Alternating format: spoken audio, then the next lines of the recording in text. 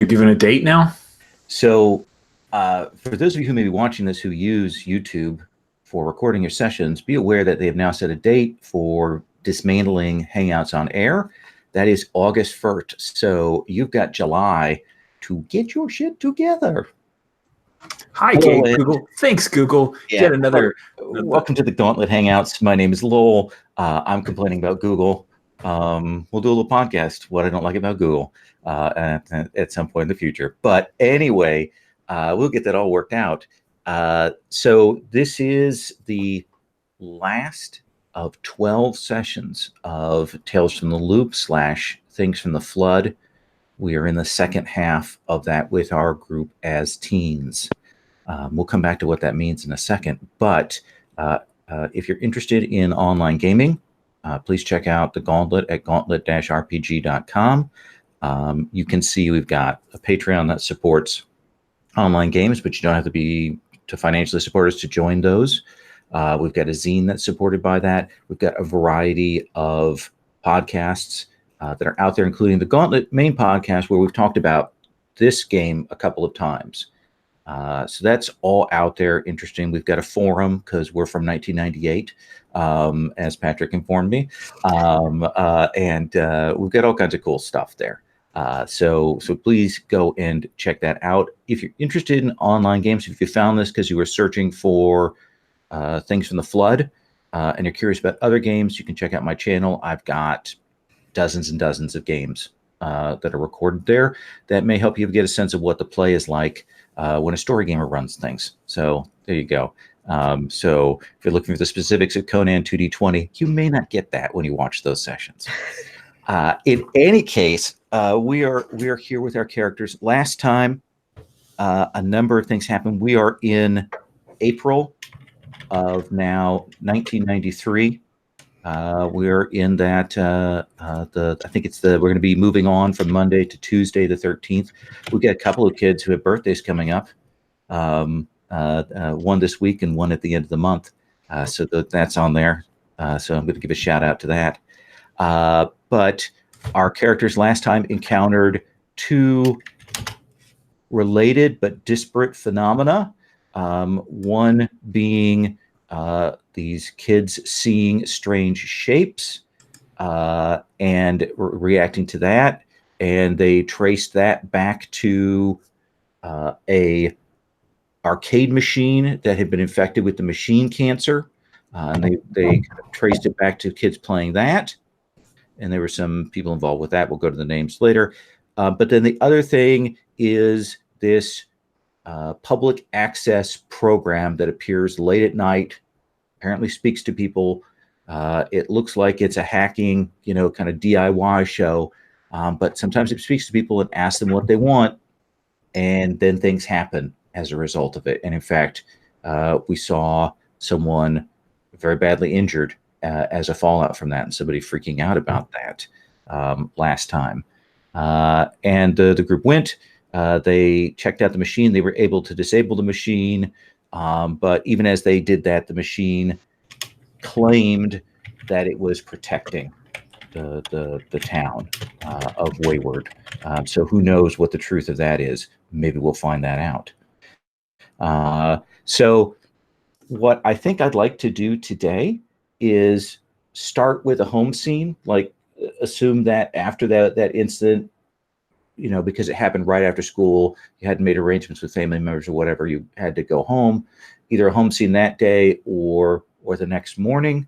And I know that Holly has a condition marked, so she may need to talk to her anchor to get that cleared. And we'll go through that. Are there any questions before we get started? Okay. So we're going to roll forward. And what I do want to do, because we are in this last session, if you have, I really want a scene with this character, NPC or PC, let's be explicit about that, and we will get those things in line. So Justin, I'm going to start with you today. And after that incident, because the police come and they shut down Barefoot Electronics. They are there after the four of you skedaddled, and they have gotten a hold of that area, and within a couple of hours, they are hauling things out of there. Um, and so later on, not right away, but probably be on the news tomorrow. So does your mom work late still, or does does she have a more regular schedule now? Um, no, I think it's still mostly uh like late middle of the night into like dawn sort of shifts. It's almost April 15th, so there's a lot of last minute accounting work and typing up of things. She probably does some secretarial work for the local CPAs and that kind of thing. So this is the hella busy season. So what would you like to do for your home scene? Do you want it with another PC? Do you want it at home? Do you want to do something particular? What would you like? Do you like to call Olga Ray and have a chat with her on the phone? What I mean, we really need to work up details for our scene together, but I mean, that's all it is. No, uh, no, I like the idea of one with her sort of in that weird uh, night to dawn, end of her day, beginning of mine sort of crossover space. Absolutely. So you see her come home, and she looks like tired and worried and maybe more upset than you've seen when she comes in. Hey, oh, hey, mom. Are you? I mean, it can't be that bad, right? Like, there's only 2 more days, and then like the craziness is over. Yeah, yeah. Um, what are you doing up still? What? No, I'm getting up. Oh, I'm so I and she you see her kind of look and realize the time. She said, I'll go get breakfast together, and we can sit and have breakfast." No, it's all right. I have like waffles heating up. Do you want me to add some for you? Yeah, yeah. I should make some coffee. Do we still have the Folgers Instant in there, or do we run out? I think there's the old can at the back. Okay. And she will have to go to the back to like some discount Taster's Choice instant that she's got back there, which she scoops heavily into it and makes a glass of brown water for her to drink. Um, and she says,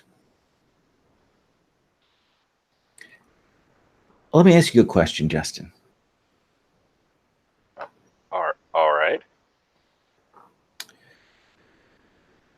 Let's say that you were working for someone, doing something with someone, and they were helping you out and they were supporting you, Okay. and you found out that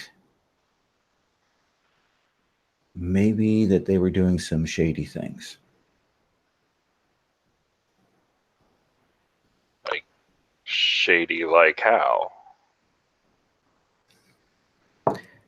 If I tell you something, you've got to promise me not to say a word to any of your friends or anything." What? What are you? I mean, okay, but what's going on? So I'm doing the books, helping out with the Stratmans with their accounting office, and I think he's I think he's embezzling some of that money. I just the things I've seen. I saw some other records today. I think he's siphoning stuff off from some of these people's accounts, and I don't mean like little siphon. I mean big stuff, and like rolling it over into his personal like debts and loans and stuff. Well, I mean, that's serious. Like, ever since the, everything, ever since everything changed. People's jobs aren't what they used to be. This area, like, people can't afford that. Here's the thing: is I don't know who I go to. I mean, if I don't know. I mean, I can't tell the police. And what are they going? I just and he's a big booster. He's big in the local accountant community. I just don't know. But you can't just. I mean, can't just do nothing. You got to do something about it. I mean, people can't be allowed to just take advantage of the dying corpse of this town.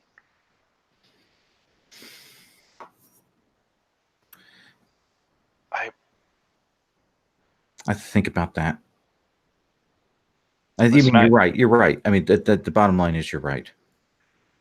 You're right about the cops. They're useless, and they're probably just being paid off by him if he's got any sort of thing going. I think that's a little paranoid, but yeah, well, you would.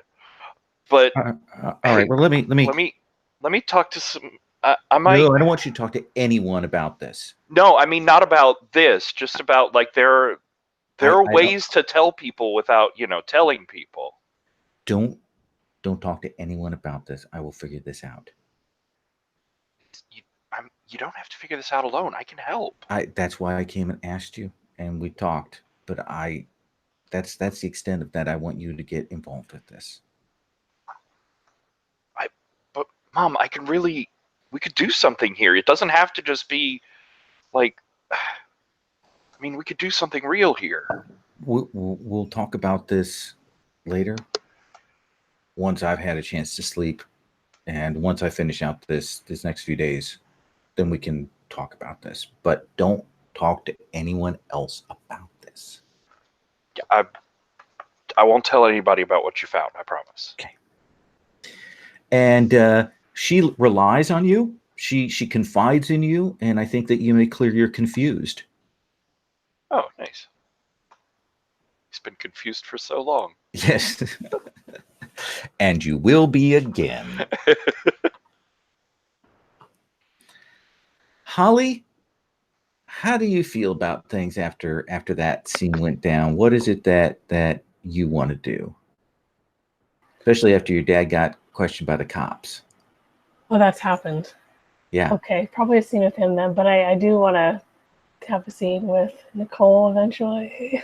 Okay. Do you want to do it the next day at school? Or do you want to go over to her house?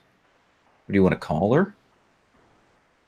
It might be better if it happens a little later on, and it can happen kind of maybe more naturally. Okay. Well, let's make sure we'll put a pin in that and come back to that. So what do you want to do for your scene here? My dad. He's gone in. You may have to turn off your camera. We're getting lots of lag from you. Sorry. With my dad, if he's already gone in and come back home. Yeah, he's back. He's still got that air of calmness about him, but there's maybe a little bit of an edge to it. And he sees, he never asks about you, about what time you get home. You've kind of got that space, so he doesn't question you. But he does say, what did Jeremy want? It was by so early yesterday. What did the police want? They wanted to ask me about a couple of break-ins. And they hinted around about the Mackenzie deal. Like, I don't think they know anything. And I don't think Mackenzie is going to talk, but that's the deal. I don't think they have anything solid, or they would have roped me in harder than that.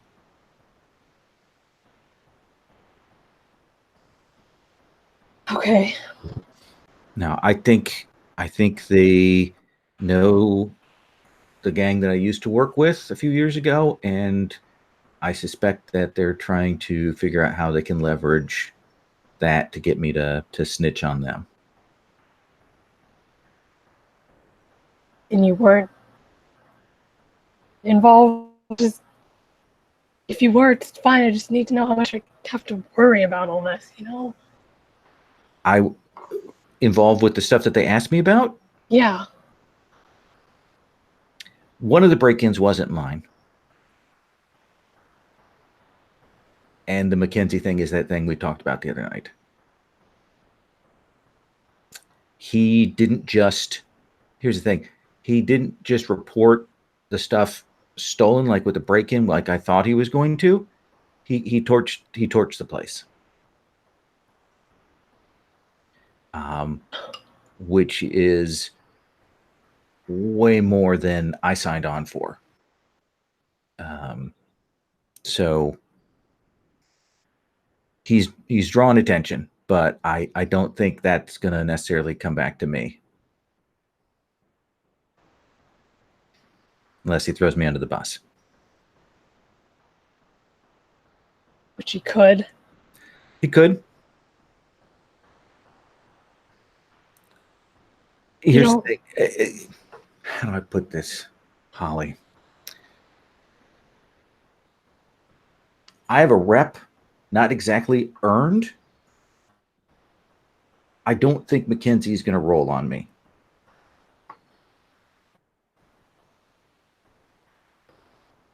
Okay. And like I'm like still worried, but trying to. I will keep you in the loop. Here's the thing is, if they come to your school to talk to you or any place outside, if they come to ask you anything, and they might, don't talk to them. Don't answer questions. Don't talk to them. Nothing. Just be hostile. I think you can do that. That's what I'm good at. Yeah. Okay. Is that cool? I'm trying to be straight with you. I know, and yeah, it's yeah.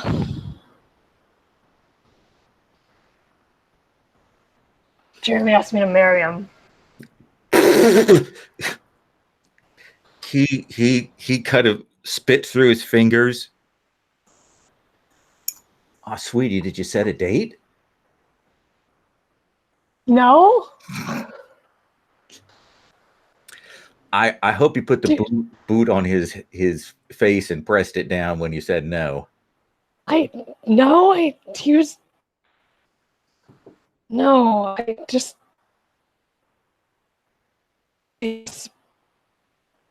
then he just left. I don't know. I didn't think he much. He has hit that age where he recognizes that he's in a couple of years he's no longer going to be able to chase high school girls without getting in real trouble. And girls his age aren't impressed by his bullshit.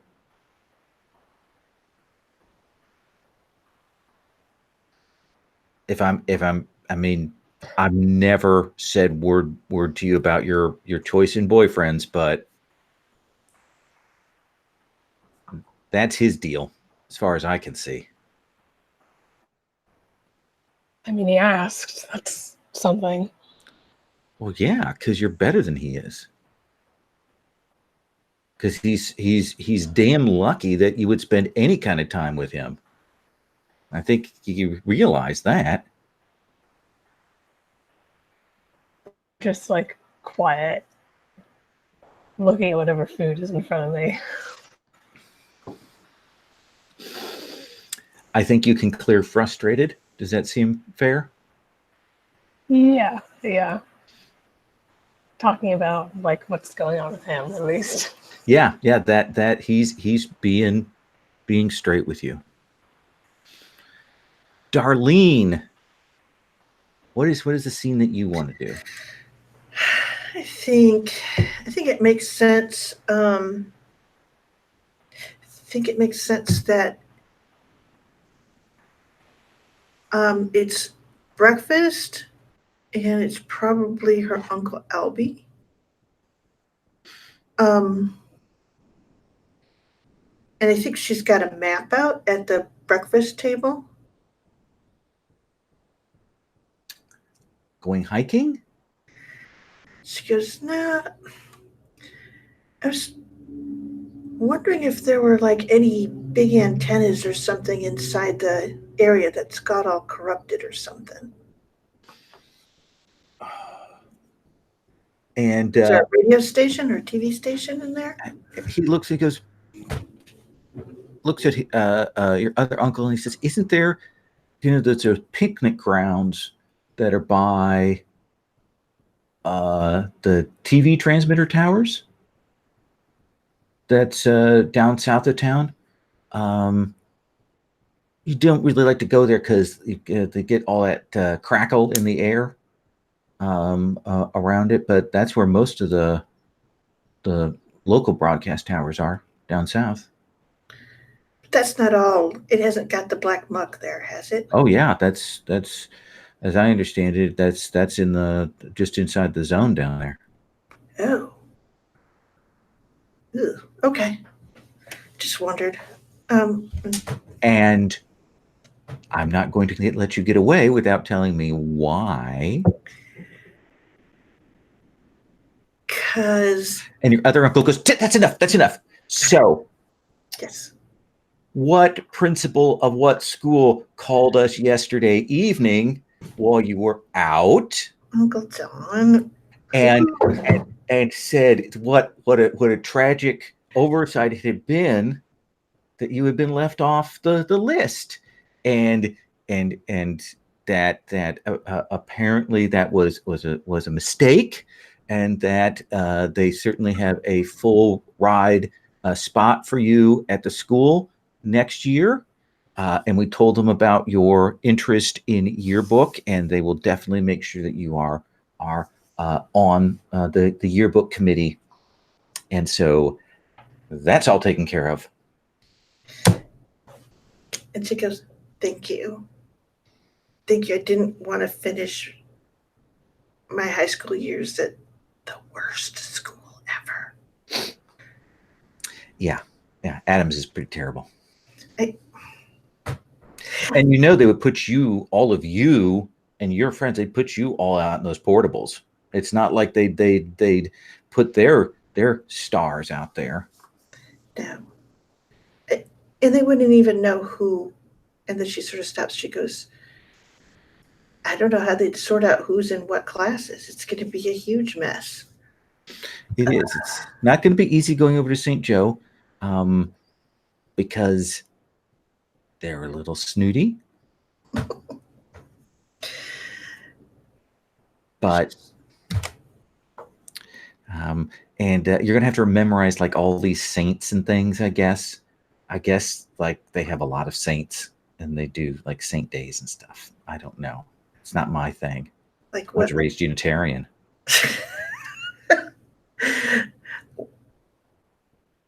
And then she goes, "How many saints?" Apparently there are hundreds, maybe thousands of them. You're kidding. Oh, I'm not kidding. Apparently they can all dance on the head of a pin or something. I don't know, but there are just lots and lots of them. I thought there were like 12, but no. I was corrected on that mess apprehension by a gentleman at an ice cream social a few years ago. Really? He told me in no uncertain terms after he told me I was going to hell. But there you go. Oh. Like the apostles, you thought there were 12. I thought there were 12. Oh. Or maybe a baker's dozen. Oh, Got like an extra sink when you bought 12. That would be a good deal. And then she sort of stops and goes, "I don't think it'll be a big problem going to a new school. It's not like I have a big group of people or a place there that's particularly set. I'm good at what I'm good at, right?" But you've got your friends. Mhm. Well, I mean, Nicole will be I there. assume that Nicole and Justin are going. I don't know about Justin. He seems really disinterested. He's very, he's like drama is his big thing. He is a teenager. Maybe he's making up for all the like he took all your drama. You think? Yeah, got double the drama. Oh, what a good friend. And they forget about following up on the whole antenna thing with you. Yes. Nikki. Got it in two.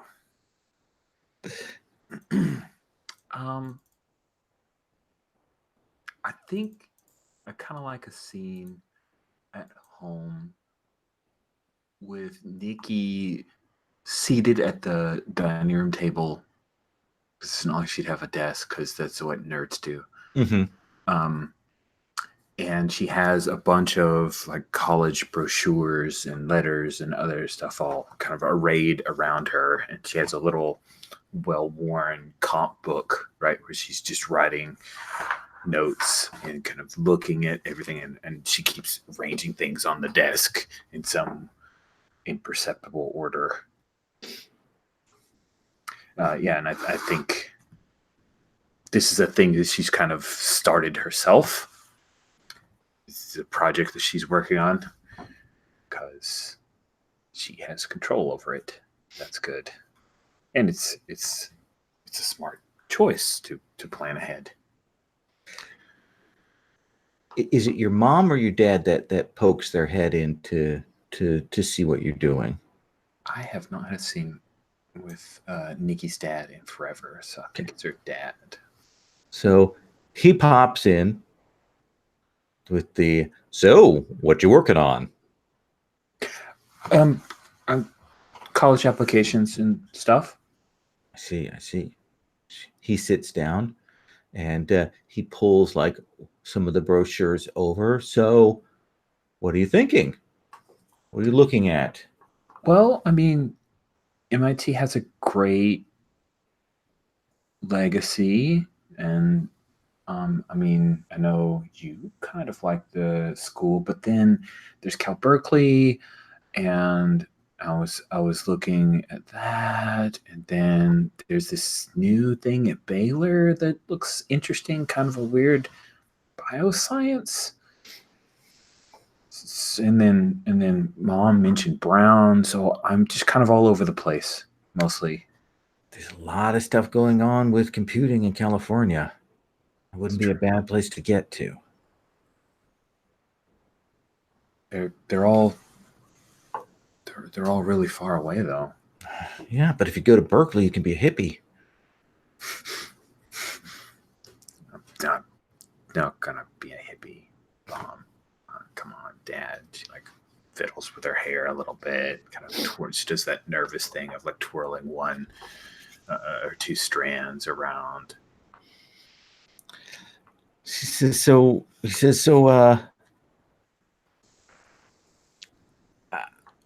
far away isn't an issue. It isn't something you should be thinking about. Like, don't worry about that. That should be us going, oh, we don't want you to go far away. You should be thinking about how far you can get away from this place. That's what you should be doing at this age. That's what I did. Well, where do you think I should go then? If I like should go? No place in state. No place in the contiguous states to Ohio. Don't go to Indiana. Don't go to Michigan. Don't go to. I could go to Notre Dame. I mean, that's pretty cool. No, they've a terrible computing program there. Oh, no, but they have like a great football, and like the stadium's awesome, and touchdown Jesus, and yes, we've all seen the bowl pictures and that, but their heyday is done. Should go to a place with a real program that has good technical or engineering or computer stuff. If that's what you want to do, I'm not saying you have to do that. Come on, Dad. This is me. Of course I do. I mean, what am I going to do? Like change my whole life? That's dumb. This is what I'm good at. Yeah, fair enough. I mean, don't have a lot of geek studies programs out there for you to go to. Geek studies. Shut up. I can do my geek studies on my own time. Thank you very much. Like maybe the school, maybe George Lucas will set up like a Star Wars school where they'll teach the tenets of the Force and stuff, right? Stop. That's Skywalker Ranch University. Okay, that does have a certain allure. I won't lie. And actually, if you're out in California, then you're close enough to do a tour then at that point, right? Wow. Okay, yeah, that's a thing. So, and she opens this little manila folder and slides that over in front of herself and kind of slides it near him. Did you know that that some people go to college early? I did know that. They have this thing called the CLEP test. You can like basically skip your whole freshman year and do a 3-year track. Super cheap. You don't want to do that. Now, if you told me you wanted to get out of high school early, I could understand that. But when you go to college, you're going to want that full experience. If you get on a track to do it in 3 years, you're gonna be upset. Dad, these fresh on college level courses are all for the people that didn't pay any attention in high school and they just have to take remedial crap anyway. That's not true. And you can test into honors courses there in college too. And if you go for an engineering program, believe me, the kind of stuff they're going to teach you is stuff that you don't know. But that's second year. This is all core. This is all like English and like history and like biology or chem and lab, and like I can clip out of all of that and just hit the juicy stuff. You understand that your mom's an English major? Right, but like this is... Do not disparage the liberal arts in front of her, please. It's like basic this level is an argument that I do not want to have. Okay. So like, okay, you're right. No, it's fine. Go 4 years. You do the tests. One of the things is if you're taking the AP classes next year, you can test out of a lot of that stuff. You just next year you put your nose to the grindstone, and you test out. And when you go to whatever college you're at, you can test out of first years and a lot of things. But what if I just don't even bother with the last year of high school? I just go to college now. I could do it. We're not prepared for you to be able to do that yet, sweetie. And you're not prepared to just up and leave in the next few months and abandon your friends. Oh, my friends, they don't like me. They just tolerate me. Well, where's that coming from? Are you okay? Is it boy troubles? God, that voice. Oh, I'm sorry. No. But seriously, do you have a fight with someone? No, that would take a level of emotion that certain people aren't capable of.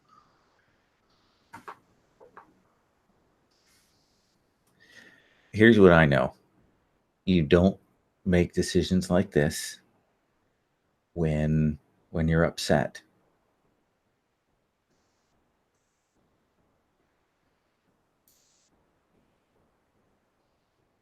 You remember your aunt Carolyn? Yeah. She got dumped, and that's why she married Uncle Art. And he is a terrible human being. And She did that because she was sad and desperate and upset. And if anything should be a life lesson and a sterling example to you, it's that you don't want to make those kinds of choices when you're in that kind of mood.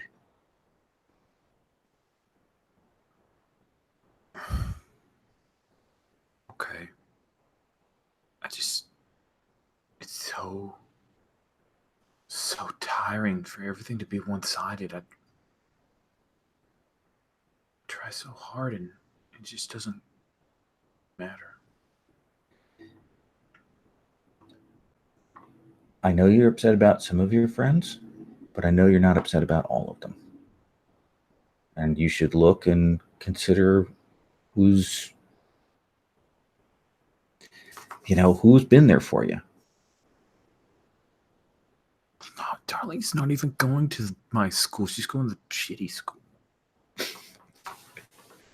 Doesn't mean you can't be friends. Yeah, but she's going to be mad. They're going to make her go to this terrible school, and I'm going to this good school, and it's like she thinks I hold it over her. It's always competitive, and I try to say it doesn't matter, but it does. It always does. Are you talking about Darlene? Well, yeah, I mean, I predicated this with Darlene. That doesn't sound like you're talking about Darlene to me. The Darlene that I've met. The Darlene who's more frugal than I am. That Darlene.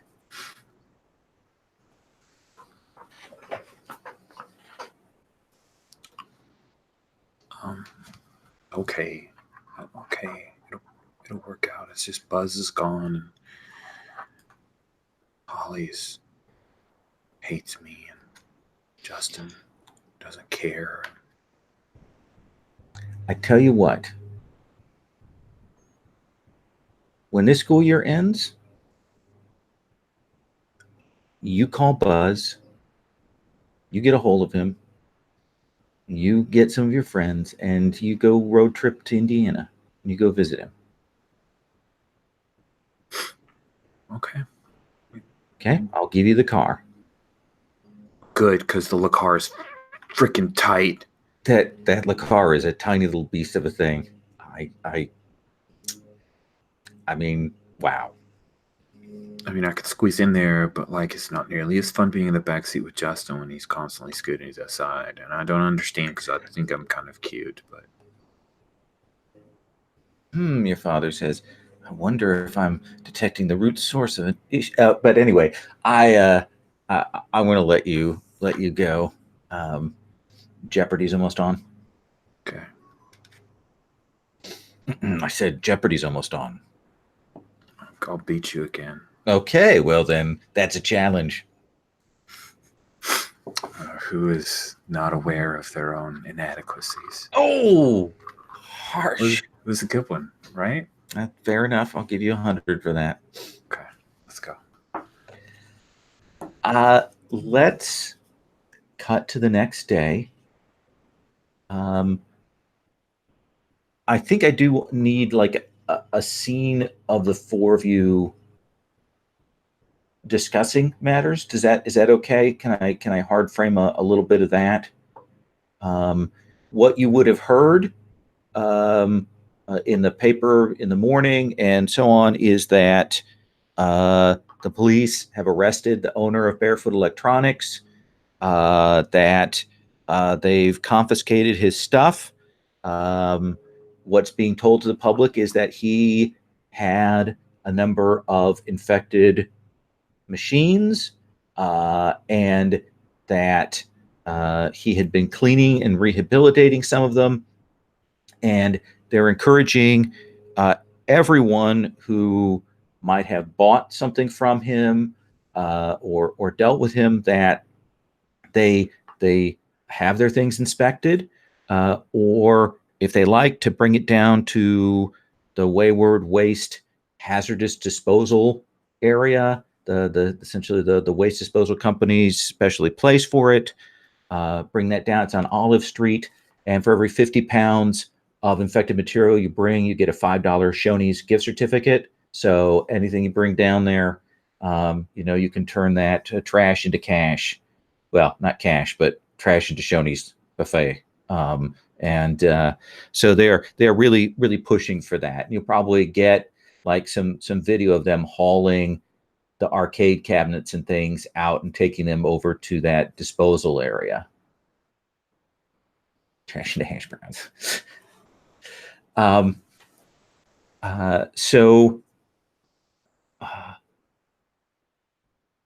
Patrick, where should we frame this scene? Is it early in the day? Is it lunch? Is it after school? Where should we put the four of you together?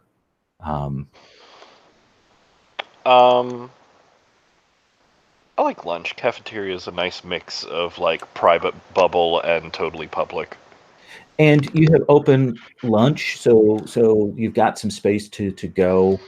A lot of the seniors go off campus to the Taco Bell and stuff, so you can sit and chat. Of course, everybody is tight with their clicks today because of the news from yesterday, and everybody's talking about what's going to happen and where they want to go and all of that kind of thing. But we'll come in on you. Justin, do you carry your lunch? Do you buy your lunch? I think I carry my lunch. Okay. Holly, do you carry, buy, or don't do lunch? Usually I think I buy it, but there's like a bunch of Polish food left over from yesterday, I think. Yep. So have that today. Okay. And what about you, Darlene? Oh, definitely I pack it. Yeah. Okay. And Nikki? Mom made me a bento box. It's a Japanese thing. It has a smiley face on the sushi. This is sushi. I like the panda rice that she's done. Mm-hmm. She's so good at this. I almost don't want to eat it. So cute. Okay, And- but if you're not going to eat it, can I at least have like an ear or something? That looks really good. Sure. Yeah, cool. Go ahead. You can take that. Take my ear and stuff. Okay. Damn it. He does without any notice of emotional undertones or anything. Perfect. And you've definitely heard around the school people are talking about what happened yesterday. They're talking about Jordan, going to the hospital.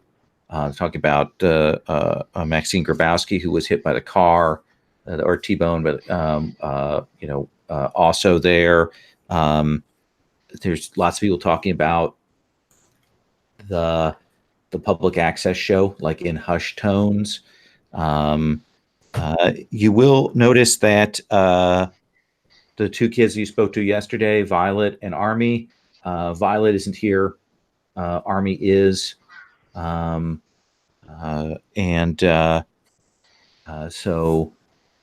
that's sort of the overarching thing right now. Okay. So I looked into it. What this public access thing, if it's doing, it has to be using an antenna somehow. Turns out all the television and radio antennas for the town are south of town by the old picnic grounds, which means they're just inside the region of the corruption. That's our best bet of where the stuff is coming from. So, go knock out a radio tower?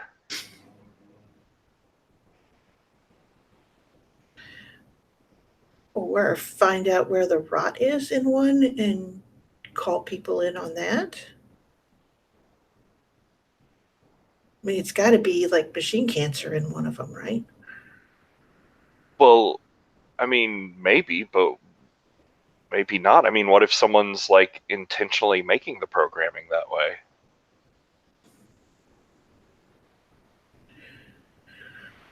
Okay. So what would that mean? They would still have to broadcast it, right? Yeah. Okay.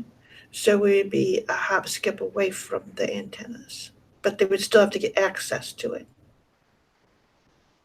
So we would be looking for an antenna or something that's been, or something that can, because she goes, because it's got to broadcast to the antenna.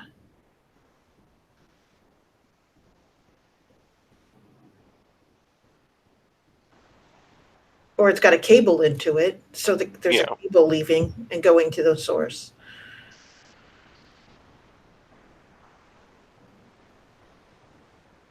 But again, like, what are we doing? Are we just break in there and wreck stuff? And then she sort of stops and goes, I just wanted to try to narrow it down. No, it's cool. We just, I mean, we don't even know what it is yet. Okay. Where do you think we should start then? I don't know. I was thinking we should do some more, like, research on it. We should make sure that we know, like, because I haven't watched it in a couple months, because, you know, stuff. But I was thinking maybe, like, we could get together and, like, watch it late, or, you know, if y'all have things to do, at least, like, I could really use I'll go. Nikki's eye. Yeah, because, I mean, you know everything about coding, and so you'd definitely be able to recognize more than I could in it, right? Yep. I can show up. We can watch it late. That sounds good. Okay. Nobody else needs to come if you guys don't want to. I mean, it's super late. Well, but I mean, like, if you're going to be up anyways, it wouldn't hurt. Sure. Where are we going to watch it?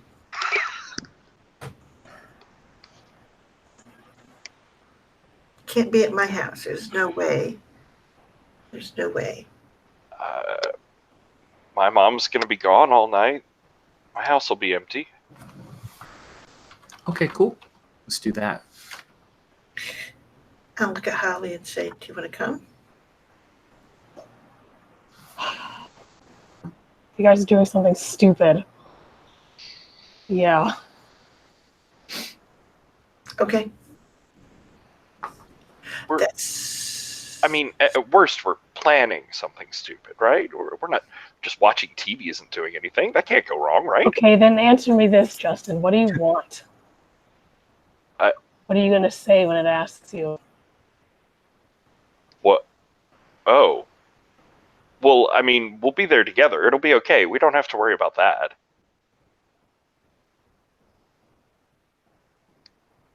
Why? What do you want?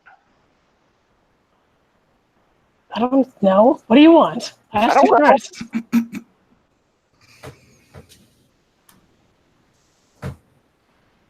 Fine, whatever. Let's just do it. Sweet. So Charlene will actually look at Holly and she'll go, I think that's a really good question.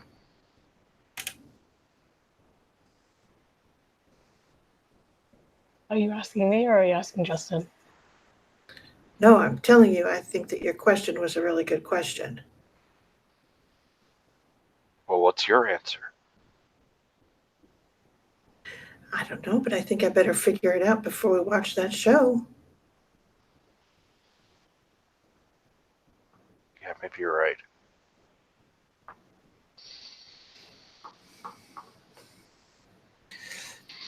And that seems like a good place to cut that scene. We'll assume that the group is going to sneak out and head over to Justin's later that night. But let's see, is there anything you want to look into, people you want to talk to between now and then? Let's start with you, Nikki.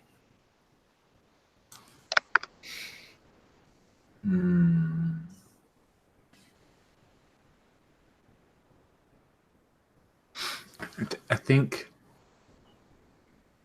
she would talk to Justin.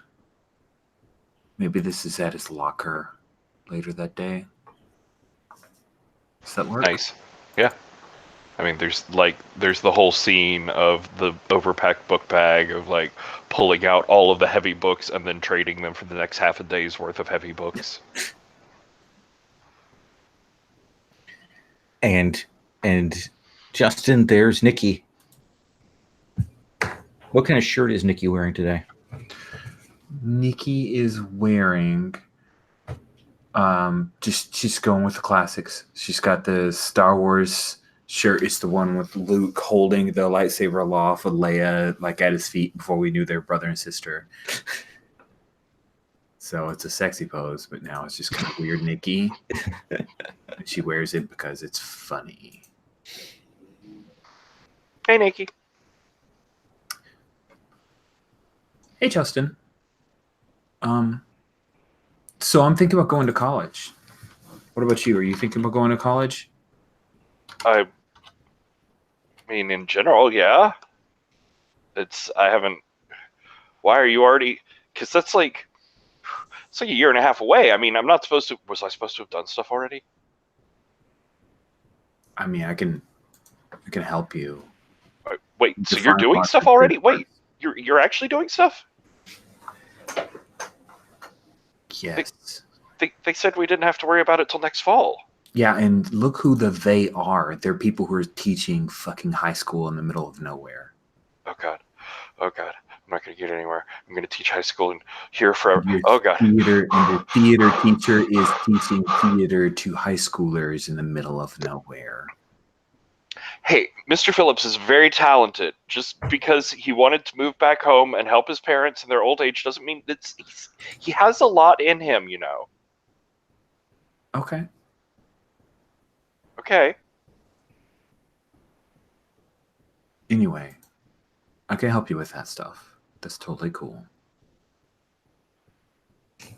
Well, I mean, so you've like already sent in applications or whatever?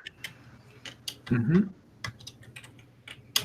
I have. I mean, I don't know if I'm actually going, but it's nice to get a few acceptance letters ahead of time, you know.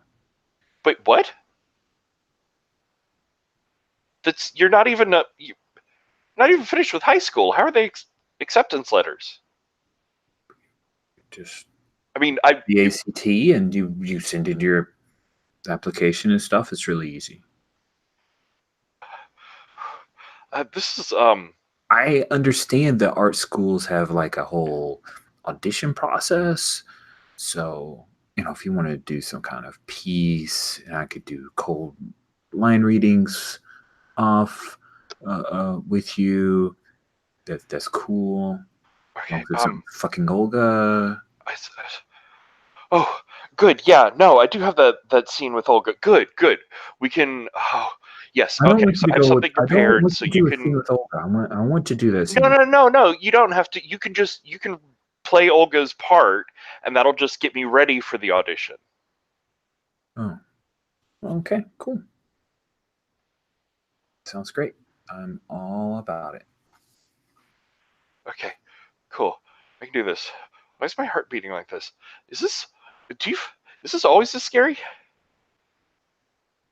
Sure. I mean, because people are going to be looking at it, and then like this determines where I'm going to go to school, and that determines like what I'm going to end up doing with my life. And why didn't no one tell me I had to think about this early? Well, here's the deal: you're not going right away, right? So you get all through this, so it's old hat when it really matters. But like, go through it now. It's like practice, right? You play like you practice and stuff, and we will do a scene together. I mean, it's called rehearsal, but sure. We will rehearse together. Okay. Yeah. Good. Maybe we can. Maybe we can talk about this more tonight, right?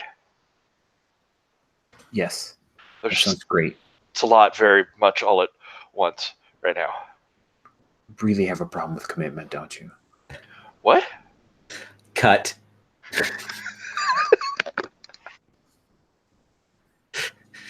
Darlene, is there anything you want to do, look into, someone you want to talk to before this evening thing? I want to find the yearbook kid that was the one who, at least one of the people who wished ill upon Margaret Cunningham, or whatever her name was. Maxine Grabowski. Maxine Grabowski. I'm sorry, why I don't know why my name remembering is so off. Yes. Yeah, so you'll go find Terry in your book, another kid who was bullied by Maxine, and he sees you coming. He's like, "Hey, Darlene. Hey Terry, how you doing today? Good. Just editing this story." Is he okay, or is he? Yeah, he's editing it. He's not good at it, but he's like looking. He's got a dictionary there. He's checking words. All right. And she says, "It really helps if you read it out loud." Okay. And she goes, if you stumble over it when you're reading it, it's a good sign that something needs to be fixed. Okay. She sort of stops and goes, "How are you doing?" Okay. Yeah. She goes, Why? "I know you were pretty freaked out yesterday." This is a different person than the other. Oh, I'm sorry. I'm sorry. Sorry, I made a mistake then. So this is Tony who you spoke to yesterday. I apologize. I got that. I thought this was somebody else. All right. So let me, if I may, I'm going to roll back here. I am good with the rollback. Okay. So I think rather than editing well, he is going over the same sentence over and over again, and working it through and parsing it out. And he's like, he says, she broke both her legs. Yeah. They said she's going to be in the hospital 4 months. Months? Wow. Okay. That's what I heard. I mean, don't get me wrong. I mean, at the same time, I'm kind of relieved. She's pretty bad. Yeah. But I couldn't believe. I mean, it was just a thing. Mm-hmm. They told me that other kids had told me that they'd done it and that things had happened. But I mean, it's like reading a fortune cookie, I figured, or something like that, But it worked. But didn't seem real. Yeah, I mean, it was just a thing where it asked you what you wanted. Did it change when it did that? Was there something different about the show? No, I mean, except that it said my name, but I just figured I misheard it. But now I'm not so sure. I mean, it couldn't do that, could it? I mean, maybe this is all just a coincidence, and the kids are pulling my leg, and this probably isn't anything. I don't know why I'm getting upset about it. And she's kind of stops and goes, "It's probably just a coincidence, but it's really bothering you." Here's the thing is, and she sort of stops and goes, "Everyone has ill will towards other people. It's just how it is. And lots of people think really horrible things, but they don't act on them. You had no sense this was real."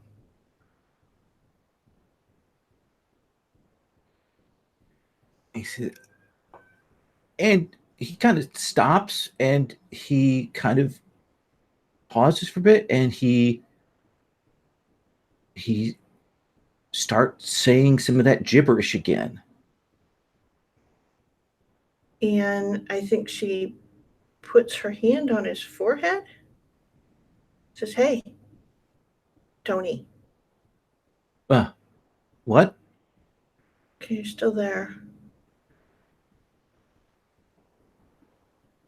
She goes, you need to talk to someone about this. It's like getting into your head, okay? Okay. And she'll kind of put her arm around him and say, what you did? And you realize Yeah. that like it's kind of like really quiet in the room, and like you know how when it's super quiet and you can hear the tone in your ear, Mm-hmm. you kind of hear that like at the backdrop of your ear, and you look at Tony and you're talking to Tony, and you look around and you can see there's still people talking and noise happening in the room, but you're not hearing it. Okay. And I say, you got to stop thinking about this. Okay.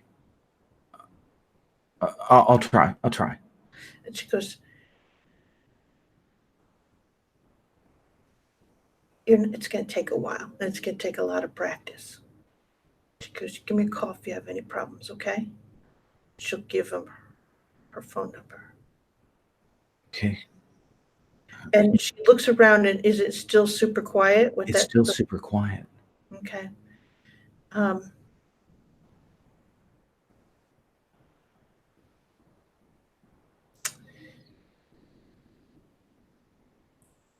I think she's going to stand up and turn on, like, there's a boom box that's in the room Yearbook. at that time, Okay. that Yeah. they only listen to like after school, and she's going to actually turn it on. And you go and hit it, and I think it probably takes maybe a minute to come on before you hear and it gets louder. Baby got back. Boom, boom, boom, boom. And finally kind of cuts through, and you hear, and all the kids, you hear them going, oh God, turn that off, Darlene. And she sort of laughs, but she's watching how Tony's reacting to that. Tony seems to be just weirded out that you turned the thing on. Okay, so like Clearly, he turned it he right wasn't. away. Yeah, he wasn't hearing the isolation like you were. Okay, and I'll switch it off and go, sorry, just needed something to change the pace of the afternoon. And she'll wave to him and head out, because she's a photographer and she can always go anywhere she wants. Holly, is there a scene you want to do between now and this evening?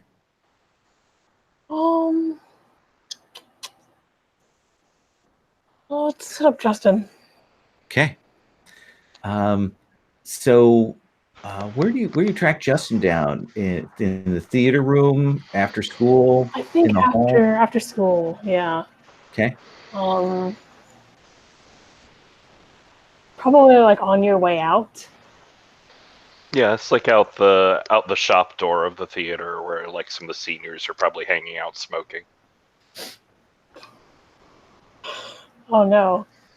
Okay, yeah. So I'm totally out there. Absolutely. The question though is, what's his face out there?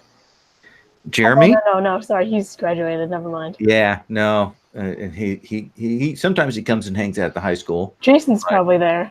Yeah. Yeah, as you're walking by, I think I just...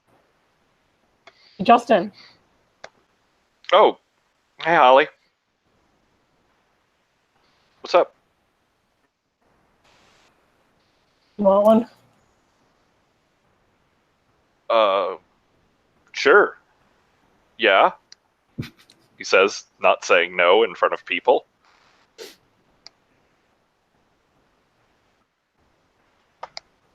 Walk over and like awkwardly accept a cigarette and definitely not die of coughing. He looks super cool as he's standing there choking with his mouth closed. So cool. You're Yeah, like they look after school like special. a kind of amused look. Because this is pretty obvious. But then, like, I don't know, I just keep thinking about it. What all of us wants, what I want. Do you even know? What you want? No. No, what you want. Oh. I mean, I know things I want. That's I what. just know things like I don't want, you know? Like, I don't want to be married. I don't want to. Wait, what? And just like really deep drag. I don't want to be married right now, anyway. And I probably don't want to be here. And I want my dad to not be in jail. And Okay. Those seem fairly. I don't want to be pregnant or have parents in jail either. Married, sorry. also, I don't want to be pregnant either, obviously. Okay. Cool. But that's not. It's all just negatives, you know? And it's not actually anything. I understand. I've been thinking all afternoon, like, is it like some sort of weird, I mean, not magic, but is it some sort of weirdness where it's like what you want, like capital letters, and like there's only one answer? Or is it hit by a car isn't a capital W want? that isn't great? But maybe it's not that. Maybe it's just whatever you ask for, right? Like maybe it's just very literally like what you say is the thing. Or maybe it can read your mind. I don't know.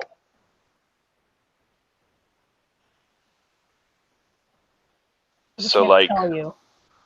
well, I know you can't, but like, okay, so it's worth thinking about what would you say you want. You have to know already. Something. What if you don't know what you want? That's what I'm saying.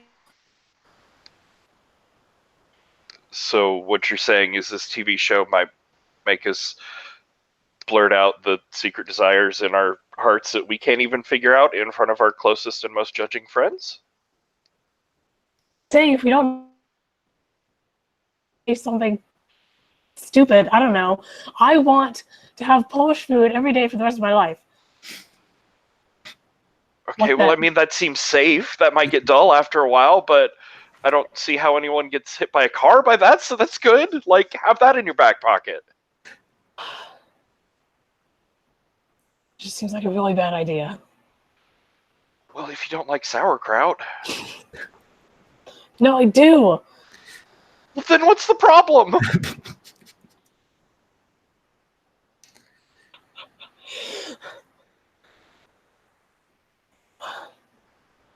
Look, it's just some dumb TV show. It's probably not even, it doesn't happen every time. It's probably not even going to come up. I've never seen it ask me what I want, so it'll be.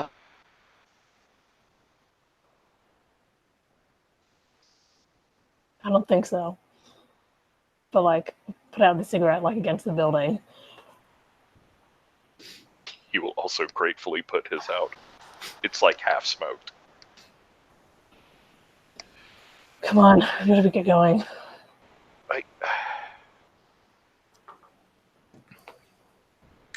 So, what are you afraid you'll say?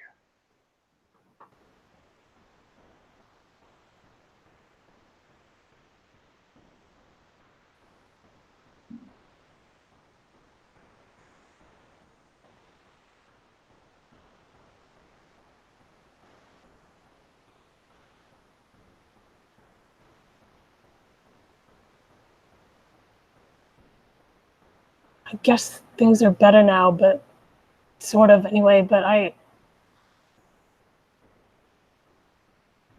what if what I wanted was for it to be 4 years ago when it still felt when we were a like something was out family, there. Buzz was here. Yeah. Do you remember Acorn? Yes. Hey, maybe that's a wish. Imagine having a dinosaur in this. It's, I mean, Buzz's barn is still empty. It's pretty big, right? yeah, but bringing that into this, it wouldn't be the same. It'd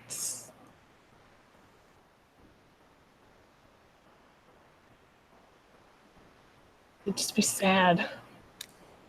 Look, I'm just saying it doesn't. Like, there's not just a whole world of possibilities out there. There's, like, worlds on worlds of possibilities out there. I mean, How what many if more is it's. the world burning? They can't all be. What if it's not, like, an inevitable curse? What if it's a chance for a wish? Like, what if it's your one opportunity? Think about that. Think about what you would bring in the world, what you would make real, what you could find.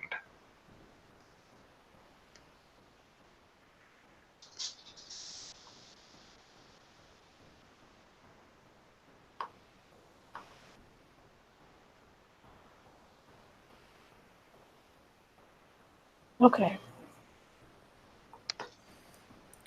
I'm going to cut there.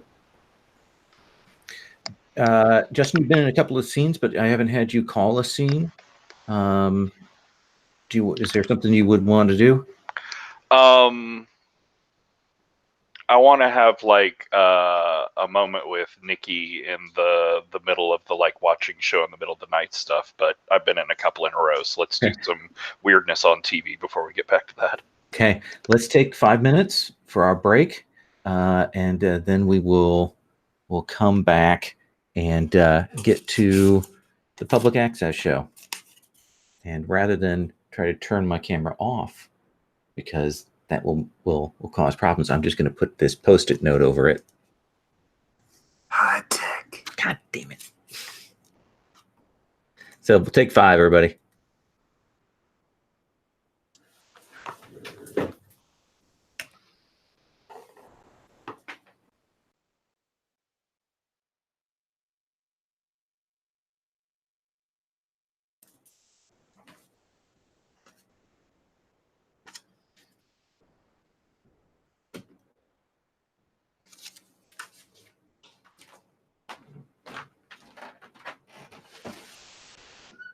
Hey.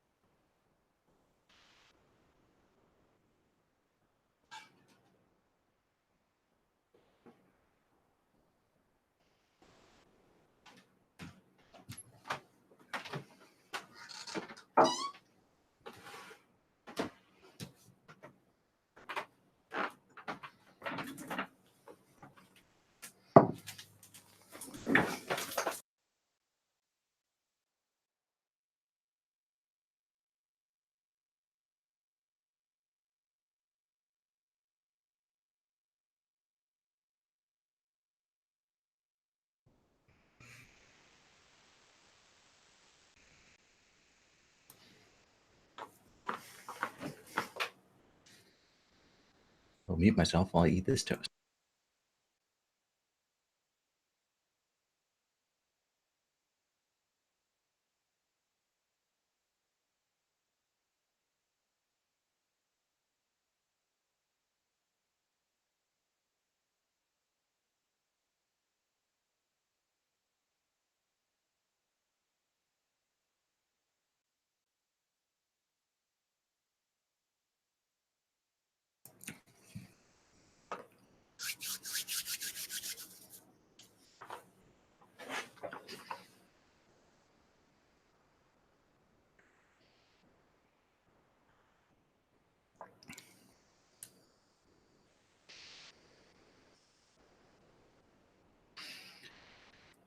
So I imagine that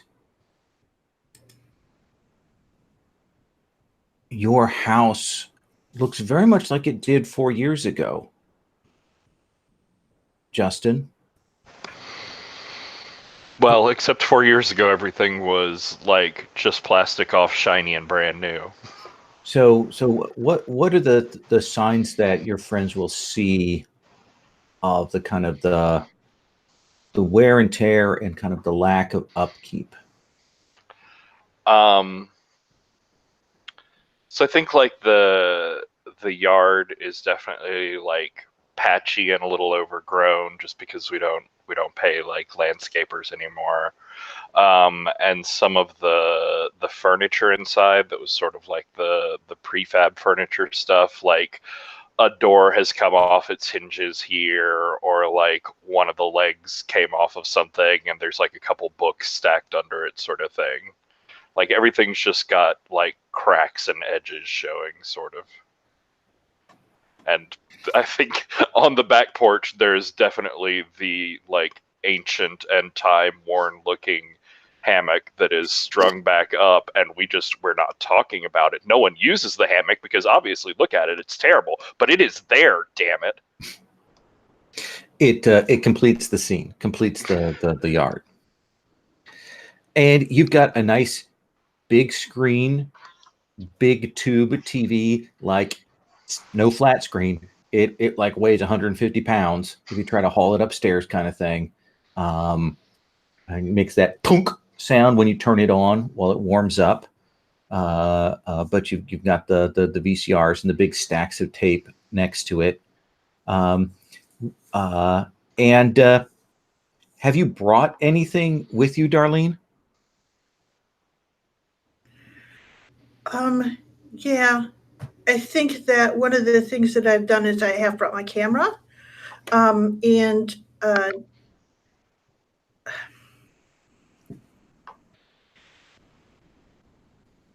I'm trying to think. Is there something that she would know was like a signal jammer, like something that makes the TV fritz out or something? Pulling the plug? Yeah. Okay. That doesn't really. Okay, but that doesn't jam a Well, signal. So what do you imagine? Um, Do you want to make a tinker roll to put something together? You have two in sure, tinker. I do, and I've been researching this stuff. So, yeah, I will. I will give it a try. It may not work, but what the heck?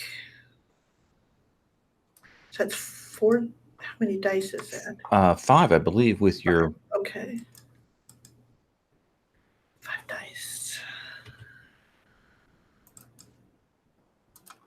I got a success. So you've probably got something that is intended to kind of swap the channel back fast to kind of break up the signal. Does that seem like a fair thing? Okay. Okay. All right. Okay. And have you brought anything, Nikki?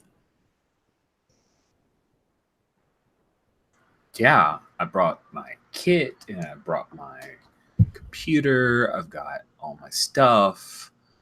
And I'm wearing like cute little kind of like sleep pants, like a tank top, put on some like makeup, look good, I'm ready. This is gonna be awesome. And Holly, have you brought anything?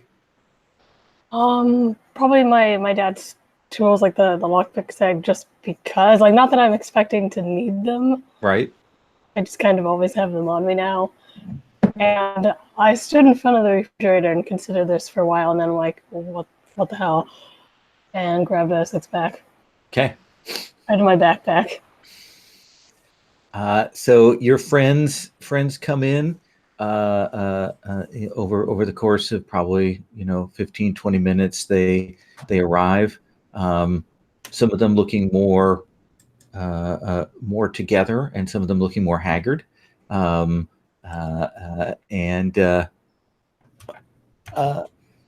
Justin, does Justin notice that Nikki is made up at all? I mean, not really, but I think he will sort of comment on her like pajama clothes in the sense of like, what if we need to go somewhere tonight? Do you have like something to change into? What? No. I mean, like, what if we get a lead on the signal or something? Don't worry, you can borrow some of mine. Yeah, that sounds. Yeah, I'll just do that. And the four of you will get set up here and turn the TV on, and there's probably 30, 45 minutes of other stuff before the late morning, the sort of super late night public access is supposed to come on. Tell me, Darlene, what does show right now? What is currently showing on the public access? The public access? Oh, it is a adopt a pet thing where they come and they bring out the different like cats and dogs that are up for adoption. So essentially, and then they tell little stories about like why the dog or cat is there or how it acts in the thing, and then gives you a phone number to call the next morning if you're interested. Remember, don't call now. You need to call the next morning. Don't call now. I know some people get this wrong. I mean, you can leave a message if you call, but don't call now. This is getting recorded this night, and go out to call tomorrow if you're interested in Scruffy. Okay. And that will wrap. And this is the bottom end of the dial for the things, and it will switch over to like the that's the end of our broadcast day signal will pop up. Oh, so like they're doing the Star Spangled Banner and showing the one flag and yeah. And they do that. They go through the whole thing, and you're like, okay. And then it goes to whatever the sort of the see you tomorrow with like a smiley sun face kind of graphic that they've put together. And then there'll be this flicker, and it will pop into this room. We can see there's like a shop. We've got like a workbench, some computers around, and you see this 40-year-old guy dressed in overalls, maybe slightly Hispanic. It's hard to tell his ethnicity because the lighting is terrible. But he pops on and he says, "Well, hello, good evening, and welcome to DIY Hacking with Hector. And I'm here to talk to you about some things. And we're gonna be looking at if anyone has an old TRS-80 sitting around. I'm gonna show you how to work with some of the boards."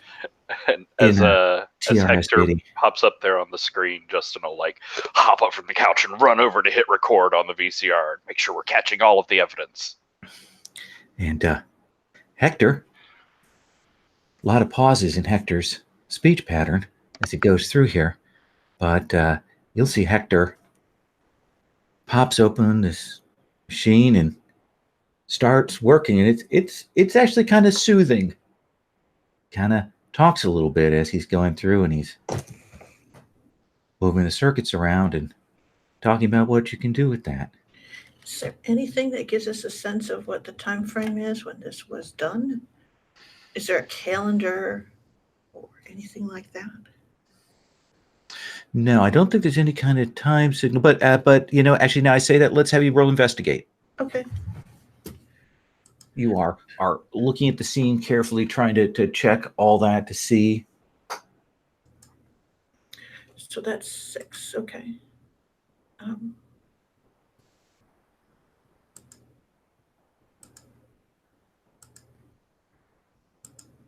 Sorry, I'm fighting the cat on moving the mouse. I got a 6. I think you will see, like, the camera kind of moves around. He kind of moves the camera around. And at some point, you'll definitely see, like, a computer screen. And the thing that will strike you is that, like, the date is 01/01/1900, and it's 00:00 hours. And that doesn't change. Like, whatever computer clock is on there is there's something weird about that. Like it's not quite real. Okay. And I do think she goes, the clock's off. I wonder if this is about time displacement as much as anything else. And she goes, and I can't believe I just said that sentence. Damn it, Justin.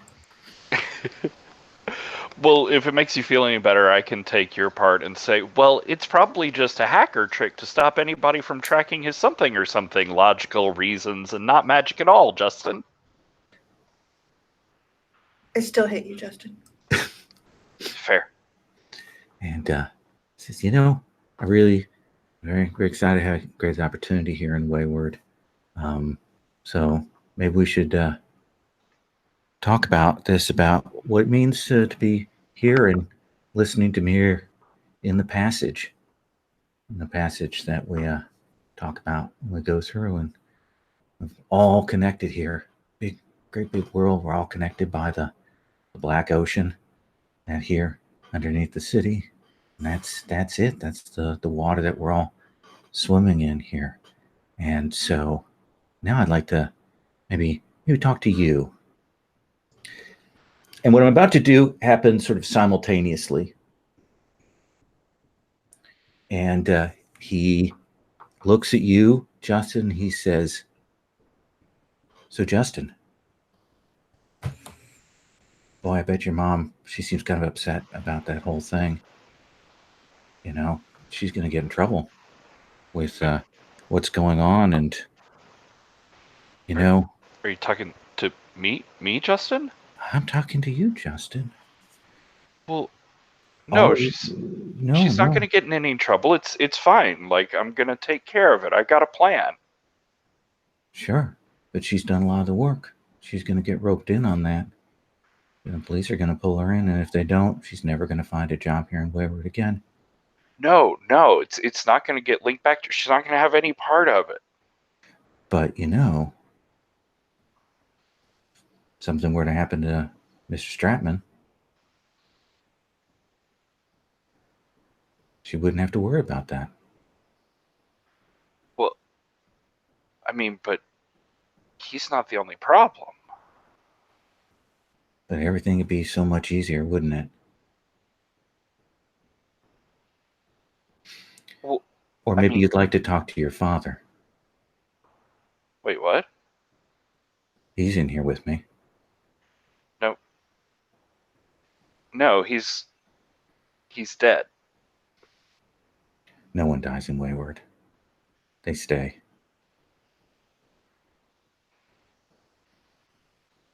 Let me cut over to you, Nicole, at the same time as that.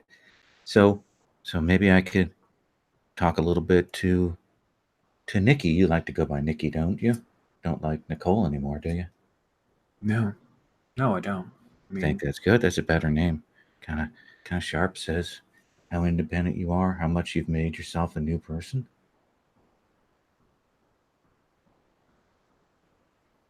Okay, who am I talking to? Oh, this is just me, just Hector, just talking to you here. Olga, she's got her hooks in Justin.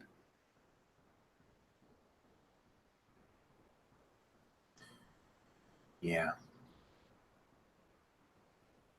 Would you like me to help with that?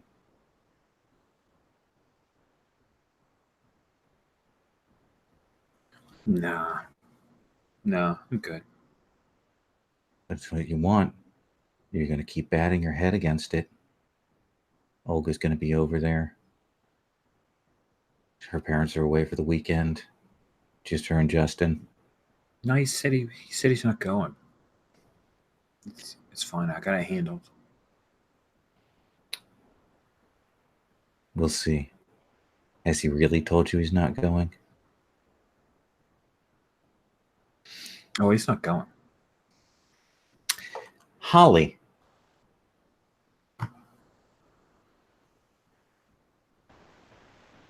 Oh, hello, Holly. How are you doing today? Hope things are going well for you. Not going as well for your dad, though, huh? That's really too bad, because he does work hard to help you out. How do you even know about all this? Everything's connected in Wayward. Everything's out there. Everything's connected. You know,